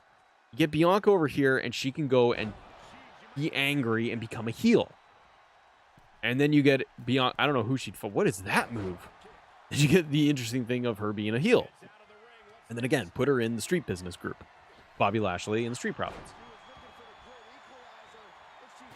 You could put it on Charlotte and have Io cash in. The fans will pop because you're cashing in against Charlotte. And people inherently don't like Charlotte. They boo her. So you'd get Io doing the big pop. But yeah. Then you have, and Charlotte's already been cashed in on like Nikki ASH. So they could do that. Or you have Asuka retain because Bianca and Charlotte, battle it out and they get distracted or whatever, you know, and then Asuka comes in and gets the win. You could have Asuka just retain. And then you end up with Io cashing in. That sets up Asuka Io as a match because Asuka wants her rematch for the title, and it'd be a really cool match of her versus Io Sky. And if you did play that out, where it was like at the Saudi Arabia show or something, or Payback, probably Payback, they would do Asuka versus Io for the title. It would feel like Asuka could beat Io Sky and get her title right back because Asuka is so dangerous, right? The miss and all this stuff. She's doing that weird top rope thing again. You could do that, and it would look almost believable that, like, well, Asuka's a dominant champion. She's going to come in and destroy Io and get her title right back. That's where you have Bayley come in and screw over Io. Maybe post-match. I don't know. But you need Bayley involved. You need to spin the story off. So, like, maybe Asuka gets her rematch. Bayley screws Asuka, helps Io, but then immediately turns on her, and it's like, I want come after you with the title. Like, I should have won Money in the Bank. I should have been women's champion. I should have done this, so I'm going to take your belt. Carmella cashed in on Charlotte, too. Yeah, they all cash in on Charlotte. There's a good chance they cash in on Charlotte. FBE, will you do a SummerSlam watch-along? FBE, I hope to. I just got to check schedule and see if I can make it work. Though I do think that, but I do feel like there is a very good possibility that Io is cashing in on somebody, some way, some form or fashion. Easiest way, I think, is to just give it to Asuka retain, so then no one's kind of in limbo. Like, but I do kind of like the idea of the most interesting story to me is Bianca becomes a heel after getting screwed out of the match. Either that she wins the title and then loses it to Io, or Bianca just loses because she got screwed over by Charlotte. Because then Bianca can go and further her heel story if they are going to do that. Bianca as a face doesn't work for anymore. And I'm glad that they're tweaking her. They're giving her more depth because she runs the risk of becoming John Cena. And she's not John Cena, but she's running the risk of that, where it's just lol, Bianca wins. And she'd always win. And then the fans boo her and they get tired of it, and then they want to cheer for cool things like Io winning. So, I don't know. That's why I can see them doing the cash-in on Bianca, where people be like, oh, Bianca won again? Oh, man, they're putting the title right back on her, and then boom, Io comes out, cashes in, wins. No, D'Angelo, she didn't turn fully heel. She's just showing more, like, personality in terms of, like, being frustrated and acting like, I got screwed over, I want my title match, I want this, and I like it. She has more attitude. I just want to see that completely flip into a heel turn and be better. What is happening right now? Just waiting around. They're dancing around here, not doing anything. FBE, Io should get a good title reign, if not losing the title in a month after winning it. I agree. You got to build somebody up like Io Sky. Assuming that Io is going to win the women's title at SummerSlam, you can give Io that thing until Survivor Series or the Rumble. And she's got a couple of stories to play in there, right? What WWE's done a good job with this whole thing is that, yeah, this is a triple threat, but you also have Io and Bayley mixed in the story. And they all have, like, history with each other. All of them. So you have 5 women that kind of all have a reason to want the title. And to have issues with each other as well, where it all makes sense. Sometimes it's just chucked together, right? You end up with like a Nikki ASH versus Charlotte versus Carmella versus somebody else versus Lacey Evans, and you're just like, no one is believable to, you know, beat Charlotte. Here, you have a story where everyone could be champion. And I think at some point, you need to get the title to Bayley. If she's healthy enough, you can do it. She never got that thing off Bianca, and I think she should have. But I think if you got the title off Io at one point, Bayley gets it, the heel wins, then you have Io chase Bayley for the belt and win it back, and you can hot potato a little bit. Meanwhile, you can still have Bianca, Charlotte, Asuka roaming around and doing that.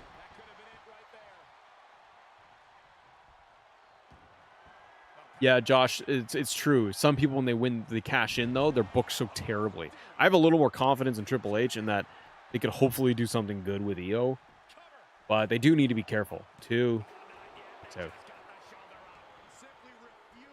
I would like to see Bayley as champion down the road. She could win it at the Rumble, and then she could lose it at WrestleMania. Give Bayley that WrestleMania match, singles match, or a multi-woman match. Because again, Bianca and Charlotte are Charlotte's beyond title at this point. Like, Charlotte doesn't need a belt. She's moved beyond that. Kind of like Becky, right? They're bigger than belt. They should be getting the title to help somebody else get over. Asuka is kind of in there too for me. She doesn't really need a belt.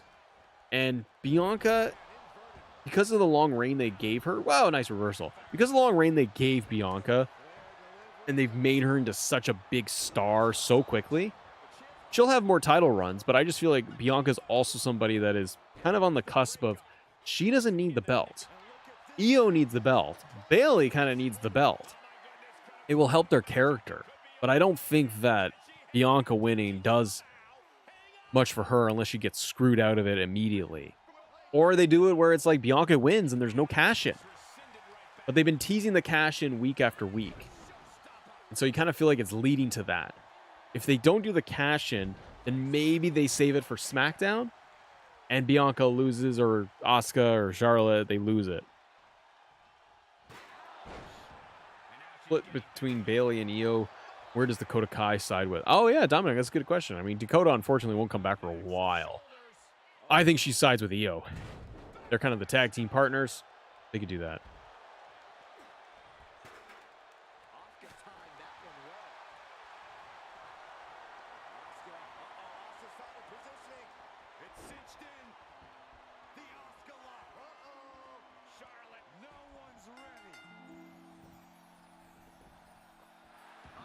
Ladies and gentlemen, we got 195 people in here. Do Matt a favor. We got 140 likes. Let's get this thing up at 200. Do it right now for me. Help me out here. And Asuka apparently is going to retain that championship. Where's the belt? This was the title match. I made this a title match. There's the belt. All right. And I was like, what the hell? Doing it to her. They're not cooking. We'll have to see what's going to happen. According to 2K, Asuka's going to retain. I don't know, man. Have Io Sky cash in at WrestleMania. You could do that. You could just save the whole thing. Maybe they want to do a bigger plan, and they'll have them wait the whole thing in.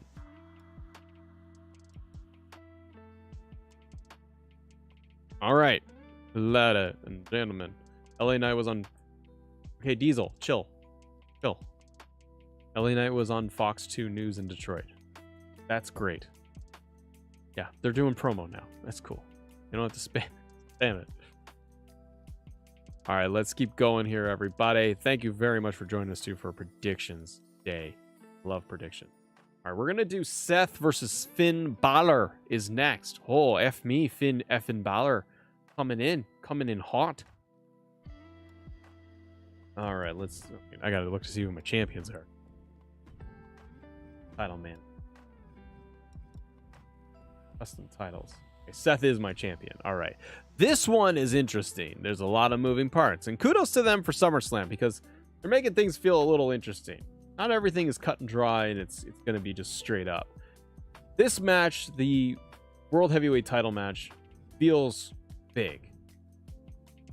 Bigger. Feels like it's a big deal. LA Knight wins the Battle Royale. I hope, man.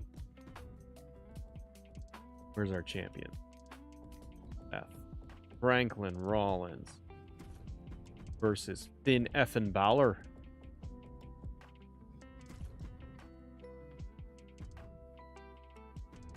Do this matches against Demon? I don't know if they would do that. I don't think they're going to do Demon. I think Demon's done. Oh, Finn Balor. Oh, F me, Scott Bond. He's coming at you. Oh, terrible. So, this is going to be an interesting one. Ladies and gentlemen, thank you for joining us. Hit that subscribe button, hit that like button. Subscribe, support the show, donate, do all the good things to kind of help us out. Any which way you can is the best way you can support us, just by being here and doing your thing. Fucking SummerSlam Predictions here on the channel. It's already 11:30 in the morning. Great day. All right, so we got the Prince here. Finn should win. Don't really like Seth's current gimmick. Just not for me. Don't work for me, brother. I like Seth chasing. Seth being champion every time they've made him champion, particularly as face. When he is face champion, I don't love it. I feel like it's always like it's really good having Seth chasing. Scratch, claw, yeah, I gotta get the belt. I want it, I need it. And then he does, and it's like, yay! And then I'm like, I'm like, okay, I want to see somebody else do it. And I feel like the thing for me is like with Seth, they kind of do the same thing. Seth wins belt. Okay, so how do we get Seth to, stay over with the crowd? Open challenges. And he's like this super baby face that's just like, hey guys, boy guys, guys, I just love everything, guys. I'm your champion. I'm this champion. And I'm like, Seth's great. Seth is great. But I feel like his title reigns are kind of meh because he is just better at chasing the belt. And then they just put him in gauntlet matches and they put him on NXT and they just have him do all these things to defend the belt a lot, to try and build him up as credible champion. I'm like, he is a credible champion. And now, like, the thing is too, is Seth, as much as I enjoy, I don't know, I like Seth's gimmick. I love how the crowd is so invested in singing along. Now Seth has the spotlight thing, does the whoa, and it's all black, and the spotlight's on him, which is a very heel thing to do, but the crowd loves him. I'm cool with it. I am. But Seth's character is kind of weird in that he does this, like, it's so like egotistical, right? It's all him, the whoa, the singing, the spotlight, rest is very loud. It's all about Seth in the character. And he does that stuff to a point, and then he like switches out of that character. Like, nothing in Seth's matches match up the character he presents in promos, if that makes sense. The laughing, the goofiness, the silly walks, the loudness of it. When the bell rings, he's Seth Rollins. So that's where I feel like there is this split on Seth with me, where I'm like, and even his promos, he'll do sit-downs that are serious, and he has serious sit-downs with Finn. And I'm like, this is great. But I'm like, this doesn't match your character that you walk out to the ring doing this. It's very split. And then again, he comes in and he works in the ring and he works his style in the ring, and I like it. But it doesn't match his character, and I think that's where it gets lost for me a little bit. Logan Drew says, so no stipulation for Brock versus Cody. Doesn't look like it. We'll talk about Brock and Cody probably next. Yeah, it's next on the list. No stip for that match, which I think is odd. Maybe they'll last minute ditch and they'll make it, Logan. They'll make it a, no holds barred match. Javi, Stephen A. Smith just got owned by Paul Heyman. Really? Cool. That out.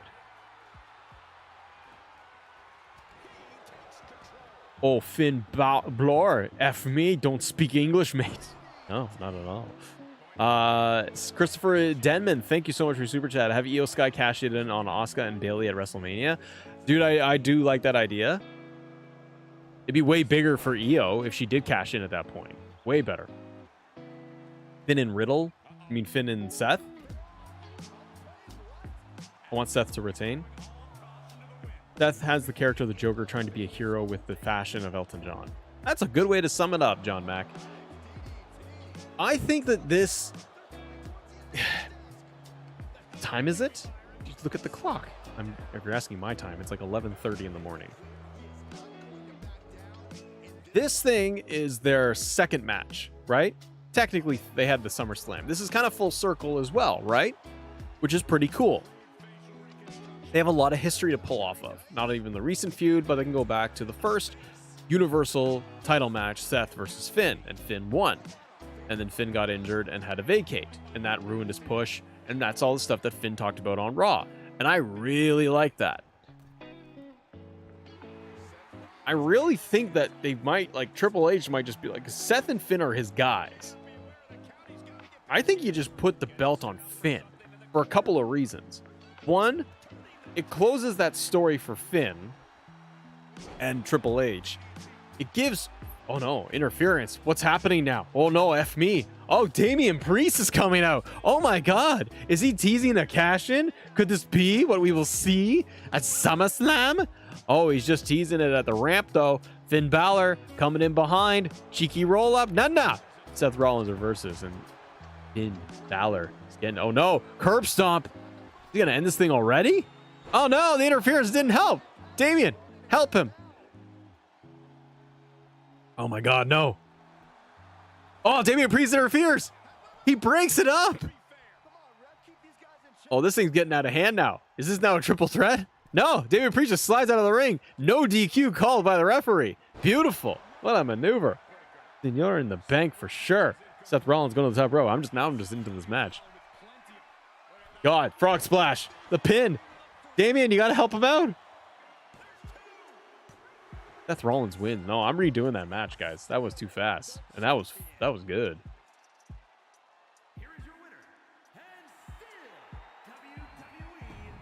Rematch.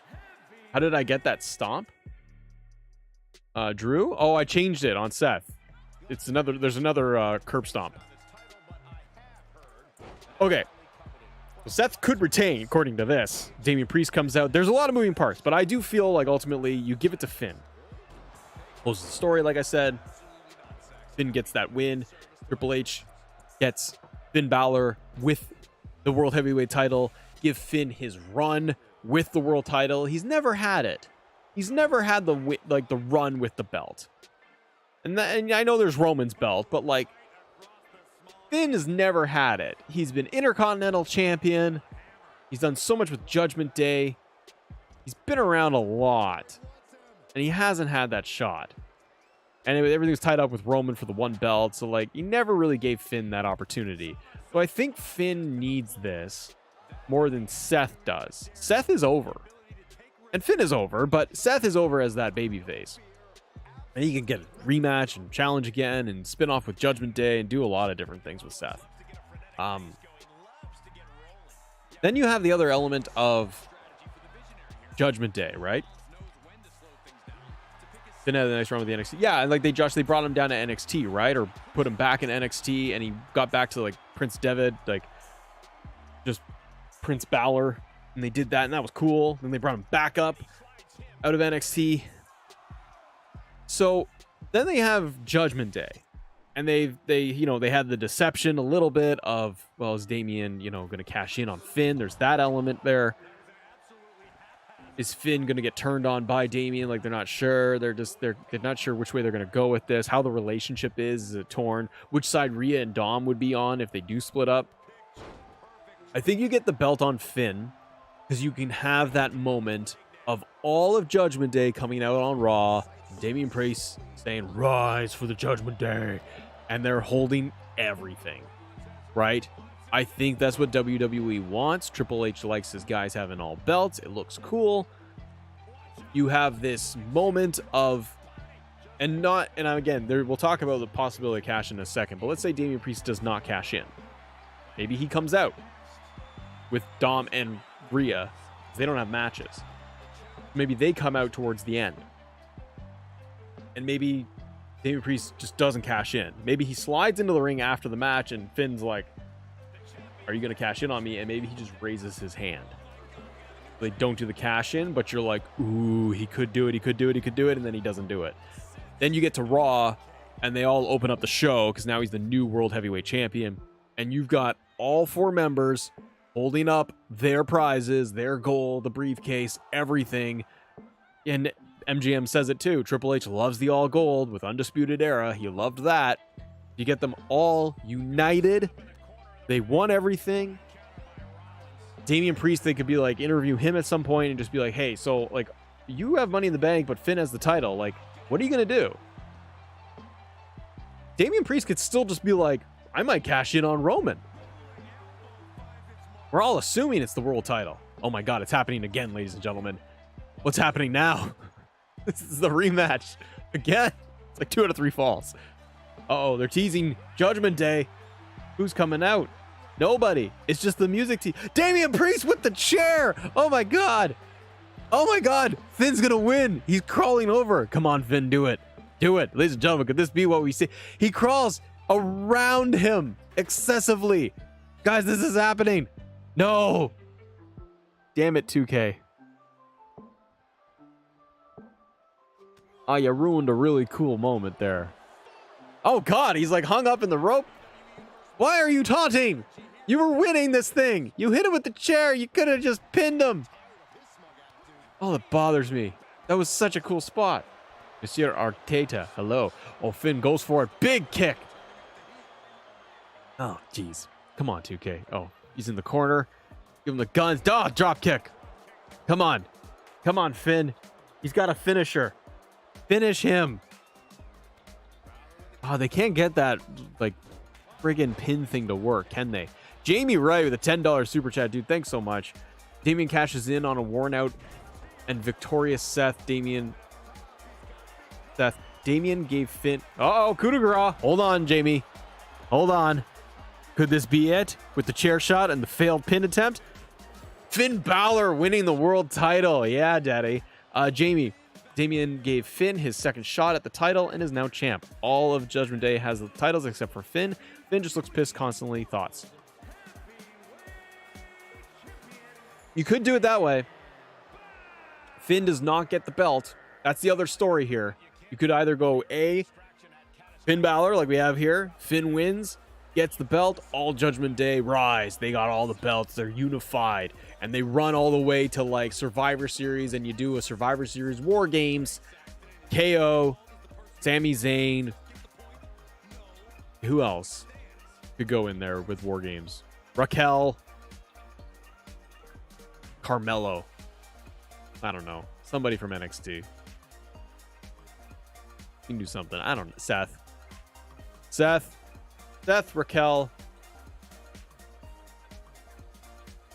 Someone from NXT for Dom Dom. And then I don't know, maybe it would be KO Sami Zayn and they recruit somebody else. I don't know. You do something like that. Or you go with Jamie's method here. Then Seth retains. Damian Priest gave his Finn second shot at the title and now is champ. All Judgment Day has the title except for Finn. Finn just looks pissed constantly. And you could run it that way where it's like it's failed cash in, or they have Damian Priest win and cash in on Seth after the match. And Finn is really angry about all of it. Because Finn could be like, I beat him down. Like, I beat him, or I won. But you slid in and just picked up the scraps. And that's my belt. And there's a lot of intrigue there where it's like, Finn could be like, that's my title. Like, I beat Seth freaking Rollins. And Priest would be like, I have the money. You lost. Like, it could be then Priest would have an argument to make because he could be like, you lost. You got pinned. You lost. I waited for the match to end. You didn't win.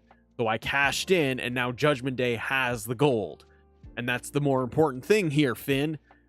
And you could do that, and then everyone's kind of like, yeah, that's what we want. We want Judgment Day to hold all the gold. And then you get bitter Finn, and he gets very angry, and then he pulls away from Judgment Day, or you bring in JD effing McDonough, and you have JD come in as kind of like a mercenary almost to side with Finn. I don't know. There's a lot of intrigue. I think there's intrigue on both sides. If Priest cashes in and wins, and cashes in on Finn, Judgment Day blows up. I think that's too fast. I think Jamie's point of Seth retains, Damian cashes in after the match, like we just laid out, that's very intriguing. Because now you have this crazy story motivation of Finn, Damian Priest, a young world heavyweight champion in Damian Priest. Seth can do a rematch against Damian. Finn is involved. Maybe it's a triple threat. There's a ton of stuff in there. Or you have Finn win. Tease a cash in. Doesn't happen. Now you have Judgment Day, all the gold. And again, that's still intriguing because you're still going to be walking away with like, how long are they going to hold all the belts? Is this going to lead to a Survivor Series match, a 4v4? And what's going to happen with Money in the Bank, Judgment Day? There's a lot in there. I really like it. A lot of stuff. And guys, thank you so much for joining us, by the way. And by the way, there's a ton of super chats in here. Thank you all so much for donating super chats. It keeps the lights on. It literally pays the bills. Like, literally, Matt's full time here on the YouTube. So all your support really goes a long way. Big MGM. Thoughts on All In and All Out costing $50 despite it being a week apart? Yeah, MGM, I don't like that. I really think that, and the next match, by the way, is going to be Cody versus Brock. And we'll do no holds barred because I just assume it is. Yeah, MGM, $50 for 2 shows a week apart. They really should do some sort of bundled discount, I feel. If you're going to order All In for $50, like, make it $75. You could sell them both. Like, if you're AEW, you could do a couple ways. You could say, all right, we have to sell these things individually. We got to make money. Because some people, like, for whatever reason, some people are going to order one pay-per-view and they're not going to order another. They're going to order the Wembley one. That makes most sense.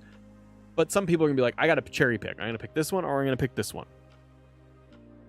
So AEW could sell them both for $50, which I don't like because they're a week apart. However, they could come in and be like, here's a bundle offer. You can order one of them. You can order them individually for $50 plus tax, or you can order both of them together, bundle it, and you're going to get, I don't know, it's going to be $75 total. For $89.99, save $20, save $30.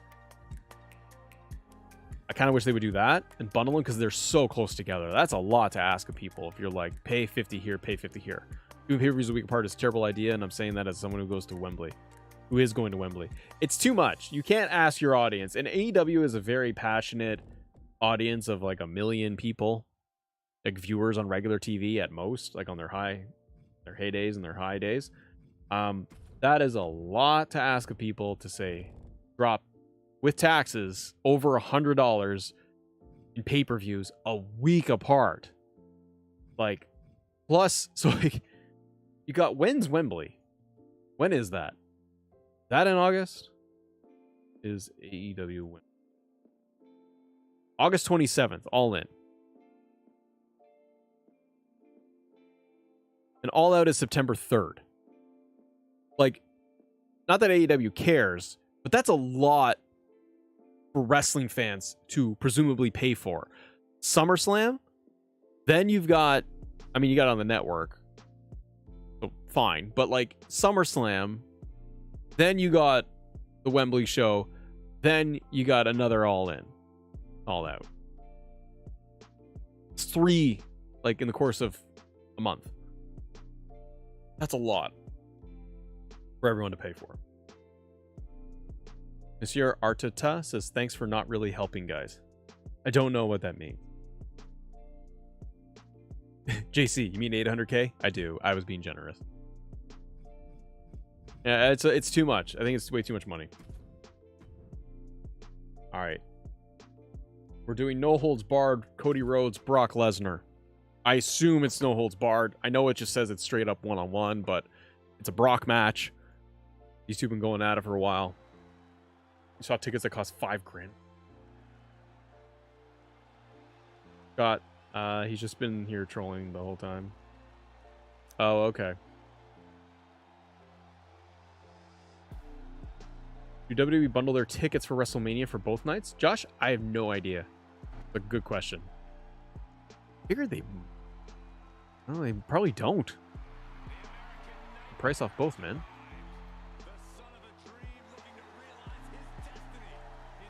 Alright, Cody versus Brock Lesnar. Bro, who's the World Heavyweight Championship you downloaded that from? I think that one was What's the Status? If my memory serves. The nice little, the nice one.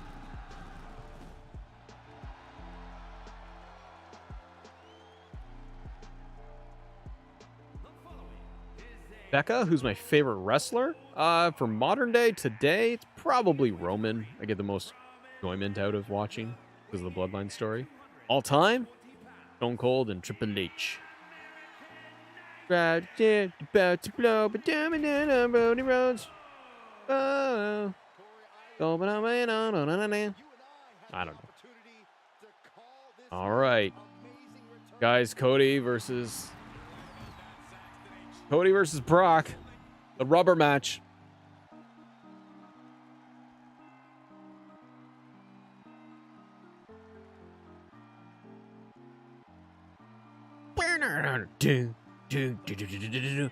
What is going to happen here? Brock Lesnar, Cody Rhodes rubber match. Is this going to be just Cody wins? Kind of feels like it. JC is still singing Cody Rhodes' theme. Yeah, I love it. There's a lot of questions here, and it's mostly for what's going to happen next after Cody versus Brock. Josh Keegan does ask in the chat, any news about Fight Forever? John? I think I said Josh Keegan. I apologize. John Keegan. No. And that's an interesting question, my friend. We're going to talk a little bit in depth about Fight Forever. A new video coming up. I hope tomorrow. Predictions. I thought I'd be here for like an hour, only an hour doing predictions, but we're here a lot longer, Daddy. I love it. Still got to do the Tribal Chief predictions. Cody Brock. Well. Here comes the pain. Cody will win by putting Brock through a table. I kind of doing body shots. 10 minutes. Cody Brock fighting all around the ring. Probably is going to be a no holds barred because it's Brock. And that way Cody can like win by doing something. Like he can't beat Brock straight up. He's got to destroy Brock Lesnar. Maybe they'll turn it into a last man standing match. Because on Raw last night, it felt that way. It felt like the build was for a last man standing match because Brock kept coming back and beating up Cody, and Cody wouldn't stay down, right? Whacked him with chairs, threw it, or the steel steps, kept hitting with steel steps. Cody kept getting up. Brock kept coming back. Brock F5'd him. Cody won't go down. That's the story. Cody will not get down. He will not stay down. No, it's not John Keegan. I apologize. It's not Josh. It's John. So I think they could do a last man standing match because it's just, well, I'll get to the 10. And then also you do the spot where Brock gets buried by everything, the table and all that. And that's how you defeat the beast. I don't know, man. I think that you're going to end up with Cody winning. If the larger story is going to be Cody getting to WrestleMania to fight Roman Reigns, got to go through Brock Lesnar, got to beat Brock Lesnar, finish this story, this chapter. Oh my God, Brock Lesnar, giant suplex. Oh no, Cody reverses it. I don't think I've seen that reversal before. That's cool. Cody should have done a springboard. Yeah, I think that Brock loses. I think Cody needs to win this thing. Then that way, what does he do next though? Now, is this going to be a thing where you get, this is where returns could come in interesting, ladies and gentlemen. Logan Drew, $2 super chat. You read my mind. This is what I was just going to say. Do we get somebody showing up like does Bray show up? Do we get Bray Wyatt? Do we get Randy Orton? Uncle Howdy, coming out, gonna do my thing. Got my fanny pack full of love pills, gonna do some rope running. Drop, elbow drop, round Cody Rhodes. Heh. Michael Hayes secretly under the mask. It's not Bo Dallas, it's Michael Hayes. Logan Paul says it though. Does Bray Wyatt show up? Now you get Cody to beat Brock. Fine. I don't know how he does it. It doesn't really make that much sense, but it's Cody Rhodes. Cody's invincible Superman. So Brock loses by maybe 50 chairs dumped on him. Maybe the table gets thrown on him and it's a count out. I don't know. Brock loses. Then do you have like Cody barely getting up and he beats Brock Lesnar. Brock disappears and you end up with the lights going out. Big shocking moment. And then the lights come back up and Bray is face to face with Cody.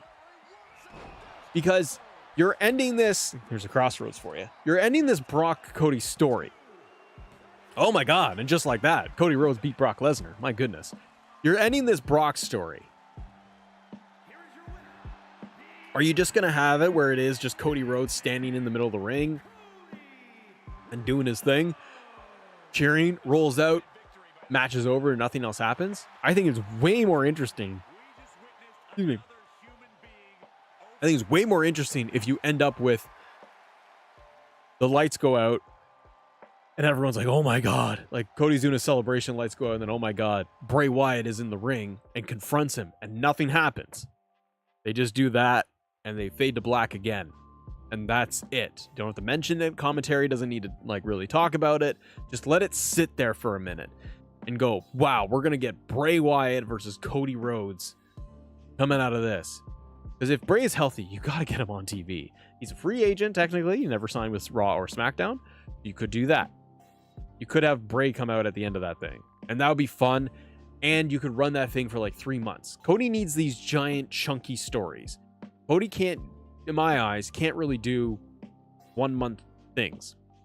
He's got to do these giant story arcs so that they can easily get to like the Royal Rumble. That's kind of the if the plan is to get Cody versus Roman again at WrestleMania 40 to finish the story, then you just got to get to the Rumble. And you got to get to January, which seems very far off, but it's not. So if you're just kind of like, our finish line is January, because then if Cody wins the Rumble, then all you're doing is telling Cody versus Roman to Mania. That's easy. But if you get Bray in there, if Bray returns, Bray has to, you're doing another like kind of Brock story. But there's going to be more story elements in there, which is kind of cool. I worry that it turns very... My only concern with Bray versus Cody is Bray ultimately loses that thing, right? But you could get their first match ends in a no contest, or Bray wins. You need Bray strong, really strong. I don't need the Fiend. I need Bray Wyatt. If you do the Fiend, then it's getting really cartoony. And that is my fear with a Bray Cody storyline, is it runs the risk of being campy because Cody is kind of a dork. And I just mean, like, I don't try to be mean, but Cody is very, he's very theatrical. He's very poetic, Shakespearean almost. His promos, his storytelling, it is all, he's a lovable dork, MGM. We love Cody Rhodes. He's a lovable dork. Cody is over the top theatrics in terms of performance. A dork? Well, he's performing in front of the crowd. You know, it's very grand when it's Cody Rhodes entering. And so I think you end up with you got Bray Wyatt, who is also theatrics. So I worry that I worry that you end up with goofiness, where it's like, oh, this is cartoonish or this is goofy. They can do it right. Well, it's just very, maybe not the dork is the word to use. Theatrical, right? He's good babyface. Yeah, he's great. I didn't say anything's wrong with Cody. I'm just saying that a match between him and Bray could be a little cartoonish in the way they present it because it's WWE. We've got that problem there. Now, they could do something else. But I still think that would be fun because you could do a lot of history. You could tell the story of Bray doing almost like John Cena, where they're going to pull back to like dashing Cody Rhodes, Stardust. They can really get in Cody's head and make him doubt himself. There's a really cool angle they could take with this thing when it's going to be Bray. And people would be going crazy because Bray Wyatt would return. So people like Bray Wyatt. You could... I'm setting up Roman versus Jay, by the way. Or the other match, which I kind of like to see more, is Randy Orton returns as a heel. RKO to Cody after the match. Cody wins. Or excuse me, Randy Orton takes him out. And I would like to see that. I would kind of like to see Roman Reigns, Randy Orton versus Cody Rhodes a little bit more because they have their actual history. Get Dustin involved if Bray... Well, Dustin's on AEW. Yeah, Tim, Legend Killer of the Skulls could be Bray. It could be Stone Cold. I doubt it. It could be Legend Killer. That's what I thought, too. Skulls on Randy's tattoos. Slow build it. You know it's going to be MGM. It's going to be slow, methodical. They can do a ton of promos. They could kill it. Get Randy back on TV. People go crazy for that. I think it'd be really good. You could run Randy versus Cody for months. You could still do Bray. You could do Bray, like you could do Randy, Cody for like 2 months, and there's like 3 pay-per-views all in there. But it's, you know, you could do Saudi Show and Payback and the other one, and then get to Survivor Series as well. And then you could end up with Bray after Survivor Series and do Bray versus Cody till the Rumble. And then have Bray go off and do something else at WrestleMania, and Cody wins the Rumble. Who does better, Stunner, Stone Cold, or Kevin Owens? Stone Cold. Muscle cramping me. Him? Yeah, if Randy did return, I think that you get Randy cuts out Riddle as part of a heel turn. I think they would just do like they would make that a TV thing. If it was Cody versus Randy as the bigger story, you were saying this earlier, then you get Randy versus Riddle as like the TV weekly program. Cody involved, Cody doing promos, but Cody doesn't wrestle much, and you can't have Cody versus Randy on TV fighting. So what does Randy do? He has a smaller TV program with Riddle in between, where the bigger story is going to be Randy versus Cody, but in the meantime, he takes out Riddle, and he's like, Riddle can approach him and be like, dude, why'd you take out Cody, bro? Why'd you do that? You turn on them, bam, RKO to Riddle. Give them like a small pay-per-view thing, and Randy's also dealing with Cody. Logan Drew, do you think that they will realistically get Rock Waller? No, Logan, I was saying this at the beginning. People were asking about like, potential of The Rock showing up to take on Grayson Waller. No, because I feel like it's just a waste of The Rock. And if you're going to have The Rock come back for anything, it's Bloodline. And also, if you have him come back for Grayson Waller to just do like rock bottom, people's elbow, boom, done. Yay for the crowd. Yay for the moment. But I think instantly you end up with fans immediately turning around going, oh my God, so we're going to get Rock Roman at Mania. And you risk planting that in their brains and distracting Bloodline story because of The Rock. We're Solo and Paul. It's the tribal rules match, so it's no holds barred. So with no holds barred, you can't have anybody 2K. It's weird. And that's the other thing is that when we're speaking about The Rock and Grayson Waller, The Rock wins whatever that is, that promo segment, kind of like a John Cena segment. It doesn't help Grayson Waller, and it doesn't do anything with The Rock if you're also not doing anything with him for WrestleMania. So I think if Rock is involved at all in anything, it's got to be Tribal Chief business. That's the story of stories. And we said this earlier. You could just have Rock cut a promo on Grayson Waller on social media. And boom, it's done.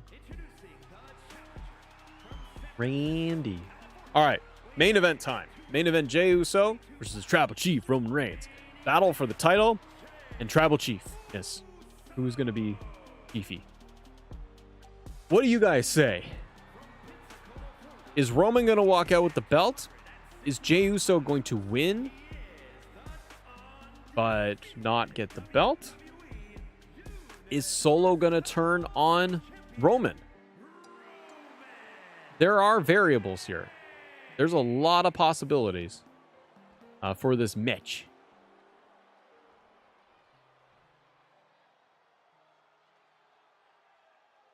I am not sure what they're going to do.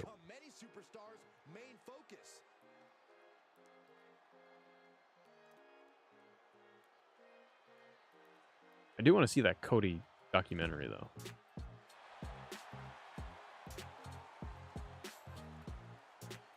Jey wins, then what? Yeah, that's the thing. People are like, oh, we got to get Jey to win. I'm like, in the story? Sure. But it's Tribal Chief. It's Roman Reigns. Roman retains, Solo doesn't turn yet. Are you just going to have a brutal... So I think the match is going to be great. And it's going to be with a because it's no DQ, we finally don't have to worry about the inevitable ref bump. So I feel like the match is going to be a lot more fun because the actual wrestling is going to be a lot of brawling, a lot of chairs, and a lot of destruction, and they're going at each other. So I don't have to worry about sitting there on my hands for 10, 15 minutes being like, okay, can we get through this match so that we can get to the ref bump and then the story begins? I think they're still going to have those elements, but we don't have to wait for a ref bump.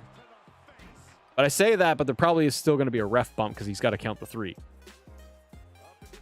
But it's like no DQ. So because it's a no DQ match, a lot can happen. Jimmy could return, do the super kicks. Jimmy could be the equalizer, take out Solo and Paul Heyman, giving Jay a shot to win, a clean shot. It's no DQ, because originally I would have said, oh, Jay could win, but by disqualification. There's no DQ in this thing. Jay is not winning the title. So it's going to be, what's the story? To me, Jay's not winning. Jay wins, like you guys say in chat. Jay wins, and then what? Aiden Soto, you watched your videos? Well, thanks, man. I appreciate it. Thanks for coming by. We're doing Summerslam predictions. Jay isn't going to win. Jay wins, then what? Back to Roman? Fight Roman, obviously? Roman's not losing that title. So, it's what's the story? I think Jimmy comes back. There's a possibility Jimmy comes back, takes out Solo, equalizes it, but Jay still can't get the job done. There is the possibility that Solo turns on Roman because he's sick of Roman not being the tribal chief. But Roman can still win. You could end up with that scenario. You could have Solo trying to take out Jay, misses, and spikes Roman. Sammy get involved? No, I think Sammy, KO, they're done with Bloodline. Jay wins, have a cup of coffee with the title, and then loses it. They could. It'd be epic, but hey, I don't think they want Jay to grab that title. I think that it's gotta break down. Like, there needs to be a big, it's SummerSlam. There needs to be a big story beat here. And it can't just be that Roman Spears beats Jay and just kind of looks around and walks out with Paul Heyman. Something has to happen. Now, is that going to be for Bloodline? Could it be The Rock? He comes out post-match, right? Roman wins, Rock comes out and goes face to face with Roman Reigns and just stares at him. Jimmy turns on Jay, then they feud. No, but then that spins that off, and then you're like, do I really want to see Jimmy versus Jay? Not really. I think we're beyond that.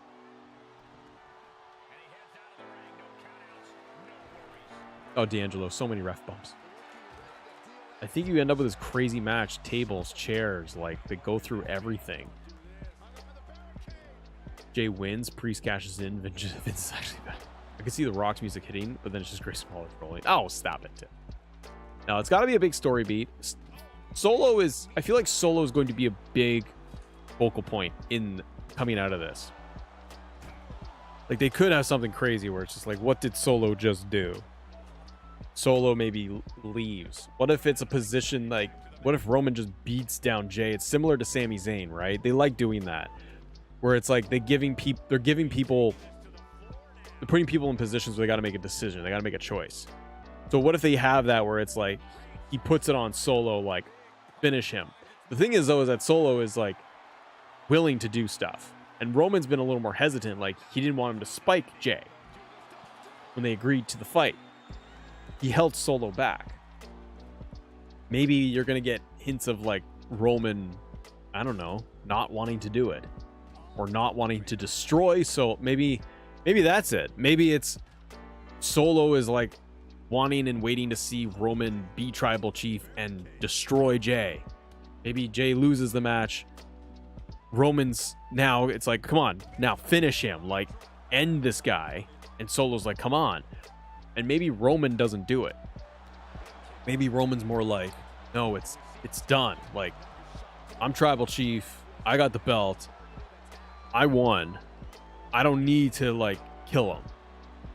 And then maybe Solo spikes him, or Roman stops Solo. And Roman is the one who's just like, no. And then turns, and it's Solo versus Roman. I don't know. Man meat, good to see you again. They're going to do War Games and Survivor Series. I don't think they'll do Cage Zone. I don't think that they'll do Bloodline. We got Bloodline last year for War Games, and it made sense. Bloodline's crumbled. Rikishi show. If you got Rikishi or The Rock, you get a big pop. I don't think you have Rikishi come in just to face to face with Roman Reigns. You could see him come out at ringside, maybe to like, maybe Rikishi comes out. You're like, oh my god, and they'd be like, he comes in to help. That'd be kind of cool, because he's the dad. You could have Rikishi come out to be like, to maybe plead with Roman of like, stop killing him. And Solo's there too to be like, take him out. But then Rikishi shows up. He's like, stop doing this.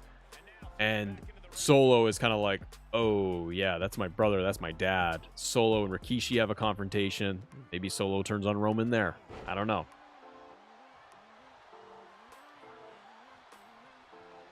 We just go on SmackDown. They sign a contract. Then Jay rips it up in 3 minutes, and they got a hug after Solo face. What did Roman just looking at him? Yeah, like Roman's holding Solo back, like, don't beat him. Something's gonna happen. Oh man, spear. Solo spikes Rikishi. Could be.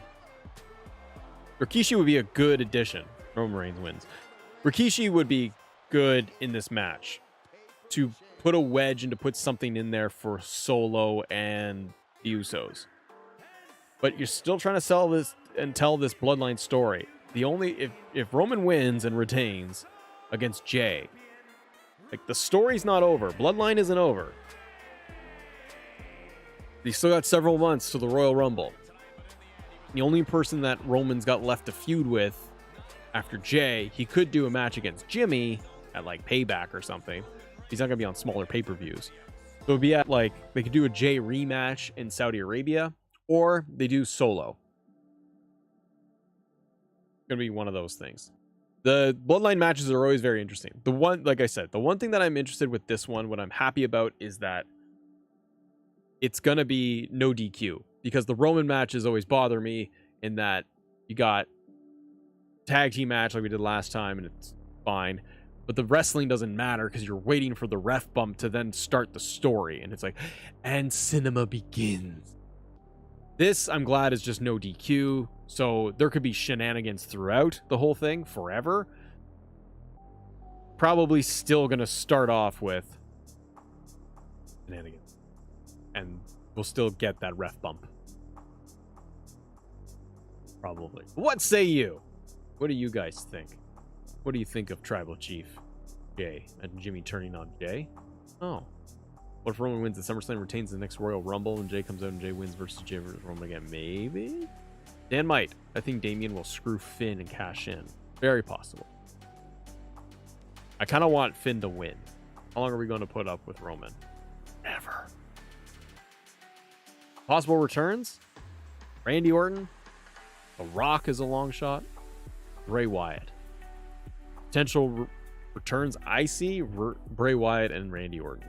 Not at the same night. It'd be one or the other. Did you hear apparently Survivor Series has been sold out? Probably. Been selling out every week, all the time now. Nuts.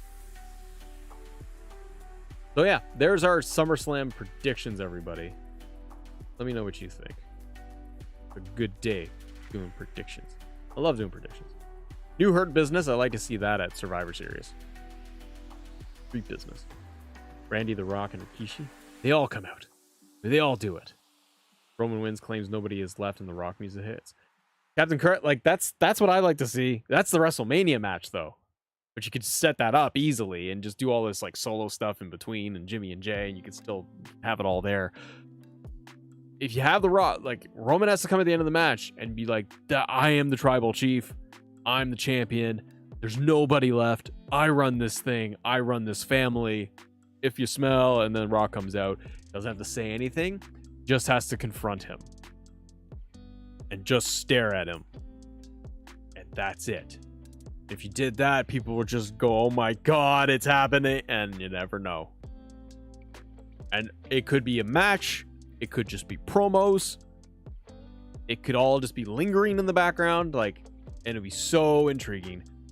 Forgotten Son Rock vs. Roman needs to happen at 41. But see, like, if The Rock returns, like, he's so much older now. If you can get one more match out of Rock, you not do it at WrestleMania 40. The big, like, it's Vince. At the end of the day, it's Vince and it's spectacle entertainment.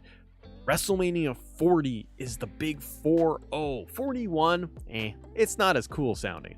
But at WrestleMania 40, Rock at his peak entertainment. Roman, peak Roman Reigns of the bloodline story as well, the biggest story in wrestling, and you culminate it with The Rock, and The Rock loses, and then you can get Cody at like SummerSlam. I don't know, you have to do a lot, but it's gonna be fun. LA Knight is gonna win.